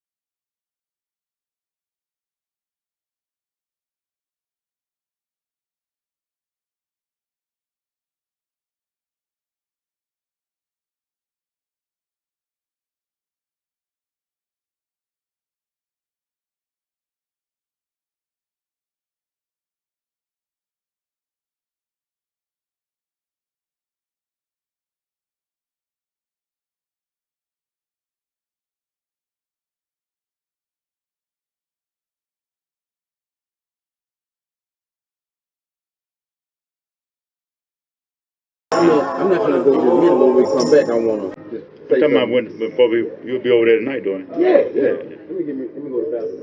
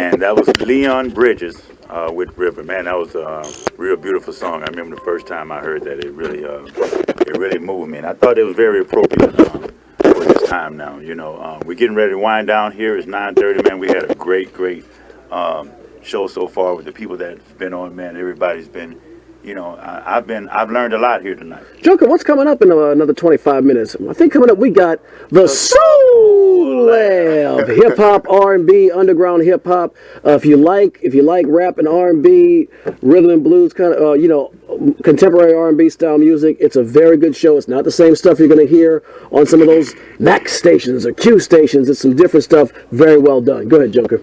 And I just learned so much tonight, and I just wanted to say once again that this here really is about highlighting Alton Sterling's life.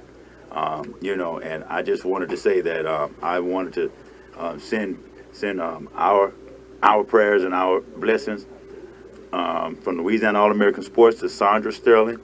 That's who raised Alton Sterling when he was young after his mother had died.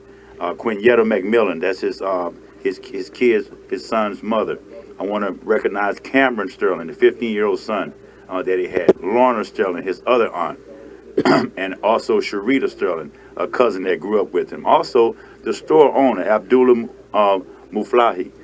He's the owner of Triple S Food Mart on North Foster Drive, and because of him, a lot was done. He gave eyewitness testimony. He also took the videotape, which he didn't give to the police. He gave it to someone else because he knew what they was going to probably do with it. They put him in his car without a search warrant, went in and took all of his equipment out of there. They didn't know he was filming right there when it happened. He was standing 3 feet away, and that's the video that went out to be viral. And I said this at the top of the show, that this is the reason why I think that we came out so much, and I'll say it again here, is because we visualize. Seeing something visual affects you a lot more. And I gave an example of how we used to get lynched a lot back in the day, but until the picture of Emmett Till was in the newspaper, a 15-year-old, and the way that they did him, and they saw that. The same way when Vietnam, you know, people started turning against Vietnam, they started seeing the videos coming out of Vietnam.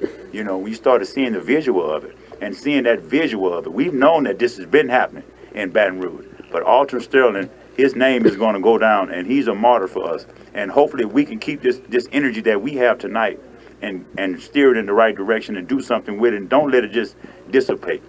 And that's why I'm just so excited. I'm so happy to do this here tonight. So happy to have you here, Reverend Flower. If anything else you want to say, well, Professor T, he's getting ready to exit left. So I want Professor to give us some good stuff. Around the court, the pass to T. Johnson. Let me pass it to him. Take it away. Golden State lost. I want to get into that. I'll jump on your net tomorrow. But, well, first of all, I want to acknowledge your softer side by you playing that song you just blessed your listening audience with. I thought you were a true hip-hop head, but you let me know that you have different attributes as well. So I didn't know you were an acoustic fan, so I'm going to applaud you for that.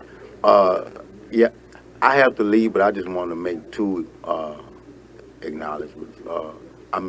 Thank you for having me again, and Brother Tucker made some very valid points from the legal aspects and things of that nature. As always, Pastor Flowers, I would like us to galvanize ourselves and those of us who are from the South Baton Rouge community to try to follow him in his attempts to bring unity and direction for the people. He's a native of South Baton Rouge as well as I. Right. Homegrown, born and bred. McKinley. We're there. We and South Baton Rouge has not been traditionally a place from externally looking. It has always been a place of turmoil. But those of us that are from there, it's beloved to us. Secondly, I want to just kind of piggyback off something the brother Tucker said before I leave. He said we have to be cognizant of cliches because we don't want to seem to be ranting or raving in an attempt to incite violence. I concur with this, but again, I'm all about protecting the protection of one's own self. And in the 60s, you can recall when they would hose women and children down with hose pipes and sicking dogs, and you would see them blatantly hitting people over the head with batons. This was some of the things that Joker was alluding to about the video that came out when people became appalled with what was going on. Like, man, they're really literally doing this to these people down south. So the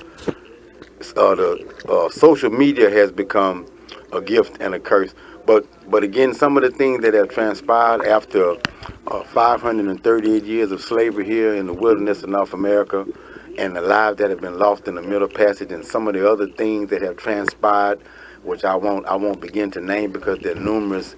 At some points, my soul has become anesthetized to some of the events. It's like I'm almost I can't feel it because of my pain. Right. So, not trying to sound like the evil ogre or the gargoyle at the top of the building, but there are things that I alluded to, cliches as a brother used, as an effort to be metaphoric in a sense, to try to say that we need to protect ourselves. And as Brother Malcolm said in closing, he said, I will go to jail proudly and say I was able to stand up and be a man in defense of little black boys and girls and little black women that injustice was imposed upon. So, but again, my blessings and prayers goes out to the Sterling family and all that have lost life in justice. I'm not about black justice or white justice. I'm about universal justice, period. Okay? That's some strong stuff. That's some straight fire. That's what's up. I'll tell you, I've just, I really am kind of taken, I'm kind of in awe at what we've been able to do tonight on very short notice, which is get a very large, very diverse group of people to share their opinions and their feelings and their thoughts about the situation going on here in Baton Rouge with the police-related violence and the deaths. And I think everybody, it's kind of like gumbo. I was borrowing a line from Professor Amos, from Dr. Okoye Amos, about you have the gumbo. What makes gumbo great is sometimes when you put different ingredients in with the rice and the roux and the seasons and the sausage. And I think all of our guests and all of us here live in the studio have brought different things to the table. But I think we facilitated a very powerful and very cerebral conversation about what's going on here. But another recurring theme I've heard a lot of the gentlemen say tonight is that we need to pick up from this and follow through and continue on with this after this segment. Reverend Flowers. I just want to add one other thing. Tomorrow morning at the Southern University Law Center at 10 a.m. from 10 until 2 p.m., there is going to be some training on how exercise your civil rights and civil disobedience and not get into a situation where you're going to wind up in jail or wind up possibly hurt. So I would advise and just ask everyone to go out tomorrow. It's at the Law Center. It's free training. Starts at 10 a.m. until 2 p.m. Get out and get as much as you can, and then put that to use and get out and be involved with what's going on in the city of Baton Rouge. Very, very well said. Again, that's at the Southern University Law Center tomorrow morning, 10 a.m. Look, we're just real quick. Look, we have about 15 minutes left. We do like to remind you again to join us tomorrow morning, 11 a.m., right here on 96.9 FM WHYR LP Baton Rouge Community Radio for the Louisiana All American Sports Show, our regular session, Saturday morning, 11 to 12 every Saturday. We are going to pick up on this conversation. We're definitely going to talk about some of the highlights, what stood out. Kind of encourage folks that might not have known we were on Friday. This kind of came up at the 11th hour and kind of catch people up and get your opinion. You'll be able to reach us, of course, at 225-343-9927, 225-343-9927. And hey, we'll talk a little sports because I'll tell you what, there's been a little drama going on in the world of the NBA among other sports, and it's often a reflection of life. Attorney Tucker. Oh. Well, I just like to comment on the sports issue. Hey, why not? We got 15 minutes. Go ahead. Sports, figures, and community issues. There seems to have been a disconnect after the big contracts came. And when we look at sports documentaries on the pioneers, they were actually some of your more vocal human rights activists. Right. Jackie Robinson, Jim Brown, Muhammad Ali, Kareem, Wilt. all of them. And it just warmed my heart yesterday. And I'm always on stuff in left field. It almost brought tears to my eyes when I looked on Twitter and I saw what Leonard Fournette did. Catch us up. I missed that one, so please catch us up. Leonard Fournette is on Twitter with an Alton Sterling shirt, a T-shirt that somebody silk screen and the only thing he said on there was Alton Sterling hashtag. Wow. That's a bold for a young guy who's very popular in the community. That's a bold and yet powerful and simple, powerful and bold statement. Well, it's not just that he's popular.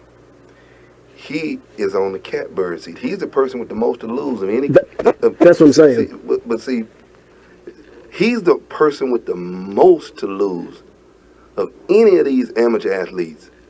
I know in Louisiana, he had nothing to gain except the satisfaction of knowing that he did something without saying anything. That is powerful stuff, and we will be sure to repeat that tomorrow on the show. I didn't know that, and I've kept my ear to the ground with this. Because nobody wants you to know that, because guess what? That's what I'm in awe of, because we have people that he still hadn't made $1 playing football. And we don't know how much that may have cost him. Nor does he care. Right. And then there's those of us who don't want to give up $300. He may have given up $20 million. He could have. But he might have. But I've said that to say we have people who don't want to be in a position to jeopardize. They may not even lose it. Not even willing to jeopardize a day's work. And what do you think about that? The dynamic from different athletes. Do you think it's pretty much is it their fault? Is it too much money? It's always their fault. Is it our fault for not teaching them? Were we the role models not? Well, that's another thing. You're going to have me going down a whole bunch of different roads. A role model? What is a role model? All you need is an influence. I'm not a role model. See, nobody really is a role model because that causes you to X yourself out, because you have to examine everything about yourself if what you're trying to do is be a role model, rather than just determine what it is you have to implement, offer, and influence these kids with, or whomever. It's what you have to offer. But it seems like the teams and the brands have them where they can't say nothing, because the first thing they say something, they say, well, you represent McDonald's. McDonald's don't think that way. That's right. We paying you $100 million, so you can play ball, but when it comes to spanking your kids, it comes to doing this. It hasn't stopped LeBron at times. Well, y'all. And Jim Brown, like you said, they were. Let me speak on this, please. If McDonald's decides they don't want to pay him, you don't think Wendy's will? It's still him. He has the power, or they wouldn't have paid him. He has the power. They just have the money. He's got the power. You got to always remember, when you get money and talent together, you have power. But one without the other is just the each. It's not both. There are always other sources of money, and that's fine. I mean, if one won't endorse him, another one will.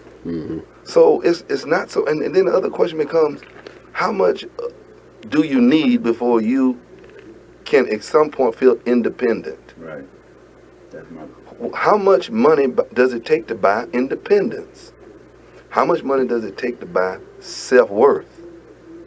How much money does it take to buy, community? Your action. When does it become your duty to actually be the voice for something other than a brand? If he decided he was going to wear his pants down to his knees tomorrow, guess what? Everybody gonna be wearing. I don't know about everybody, but enough somebody if you can notice it. You got to check to see where did this come from. Right. So, that's another thing. if he decided that something, look, you have to understand, Muhammad Ali decided what was important for the sports world. You see, when the heavyweight champion of the world was the most powerful athlete walking the world, walking the earth, that's what it was. Well, right now, it's LeBron James, the most powerful athlete walking the earth. Mm-hmm. Now what? And it's not to say he needs to do certain things. It's just that once you start realizing your power, you dictate how you use it, rather than everybody thinking he has to be handcuffed. No. If LeBron decided he didn't want to coach, that coach is fired. If LeBron decided the general manager needs to go, he's gone. If LeBron keeps saying that referee is targeting him, he's not there. So when we start talking about what they can handcuff, it's only what they believe they can do. They can bring that whole NBA to his knees. There are 5 players, if they decided they were going to take an issue, make issue of something, the NBA is either going to back them or end up on his knees, because all of these things have so much money invested that any wrong move, just like any other business, all of these businesses, any wrong move could be catastrophic. Same thing in football. There are certain people, and they don't always have to be black people. They don't have to be black people. If Tom Brady is the face of football, let's see what that face has to say. That's all I'm saying. Power to the people. Power to the people. Always has been. Always has been. It's just Hey, we're That's some afraid powerful to stuff, stretch our man. muscles, man. We're afraid to flex. That's some powerful That's stuff. tomorrow's show, guys. That's Good topic. Good Well, you know, we got about 7 minutes left. I got to be honest. I guess you put enough guys around, we're going to slip into sports eventually. Coach, what you got, man?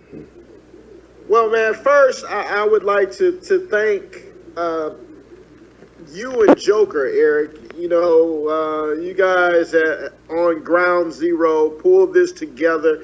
I had to text Joker 100 times today, I know. And I just appreciate the work that you all do on a Friday night, 4.5 hours, you know, no pay at all, and the planning that went into pulling this off. I just really appreciate you all and the dedication that you have to your community and to Louisiana All American Sports. I would also like to thank Damian Hewitt, Tawanda Bodner, Green, Brother Muhammad, Brother Leslie Palms, who did not make it on air, but who hooked us up with Brother Muhammad. The professor, wow, the professor showed up and dropped some jewels on it. That was awesome. Yes, indeed. Been a while. Brother Fowler, Reverend Dale Fowler, I appreciate all of you, and most of all, well, my LB came through and delivered the fire that I knew he would, and dropped the wisdom from his lane, and hopefully someone and showing them how to take your tools and deliver manhood with the tools that you have. Yeah. So we greatly appreciate your drive from Hammond, and we appreciate all that you do for us, Brother Tucker. We really do. Brian Marks, program director, wanted to get in a quick word. And by the way, thanks to Brian and crew, because they pulled this. They basically blocked the spot out for us at the 11th hour and said, "Come on and do your thing." And that was some swift thinking. Robert cooked the red beans and rice. Yeah, that's true. Yeah, red beans. Yep, I came straight from work. I didn't have to stop to get something to eat. I was able to get right to work. I had the red beans and rice, the water, the cake. So thank you all for making this possible and making us comfortable. But Brian, fire away, man. Thank you, Eric. Thank you, Joker. And thank you, Coach, for being here, and for all our guests who came here this evening. Thank you, all the gentlemen who have been here, and thank you for all the listeners This is what Baton Rouge Community Radio is all about. We're here for entertainment, we're here for fun, we're here for music, but we're also here for the important political subjects in our community. This is a time that we need to be on the radio, and I appreciate Louisiana All American Sports being here. This is a beat that they have covered for years, and it's more important than before. It's always been important, but it's been brought to everyone's attention. I wanted to say also to the young people who are still out on Goodwood and Airline as of this hour, I appreciate y'all being out in the street, being on the sidewalk, in front of the state police and the Baton Rouge Police Department, and a fairly intimidating presence of the police. They've been fairly restrained. There have been several arrests. There's been really no violence whatsoever on the part of those mostly young people, black and white, who are out there this evening. I also want to say, we've been speaking a lot about black Baton Rouge, but I want to say about white Baton Rouge. Go ahead. And a lot of people can write anything on Facebook. There is a veil of anonymity, and it brings out the worst in people. But y'all need to, anybody in this community, black or white, go and look at the Facebook and Twitter feeds for the Advocate and the reporting and what people have been writing.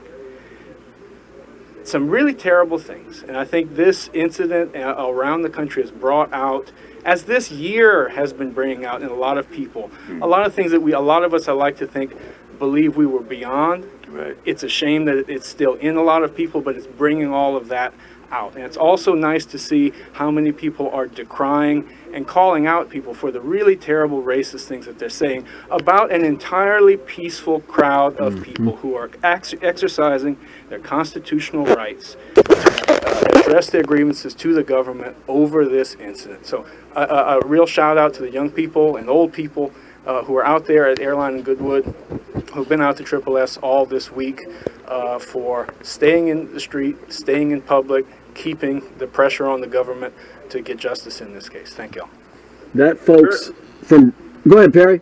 Very, very good, Brian. We appreciate that update on that situation out there. Let me say this, man, that we're just getting started. I know you may be psychologically fatigued, but we're not going to stop until this issue is resolved. And I'm tired of playing games and making the United States out to be something that it has not lived up to. And until it does, we're going to make a difference. So someone posed the question, what do? We do things like those. We do all of the things that were suggested on this show today. Civil disobedience, holding them accountable. 90 seconds. You have to attack from all angles. And if the people decide that they are no longer going to put up with this, it will get resolved. ADT, JNS, love you. Have a good evening. Have a safe evening. We'll see you tomorrow morning right here. Well, we still had a few more seconds left. I wanted to also thank, you want to have your last words? Go ahead. We got about 30 seconds. All I have to say is continue what you're doing, and everybody fully occupy your lane. Thank you, George Tucker. Have a good evening. Next week, Sunlight Baptist Church, every evening at 5:30. Now, have a good evening. Have a safe evening. See you tomorrow morning, 11 a.m.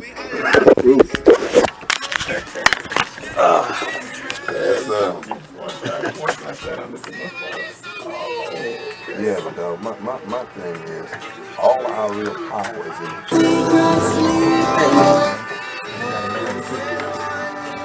They don't have to get mad. They just have to make it known that they're here for the prize. That's right. That's right. Steady. That's right. Working together as one. That's right. Because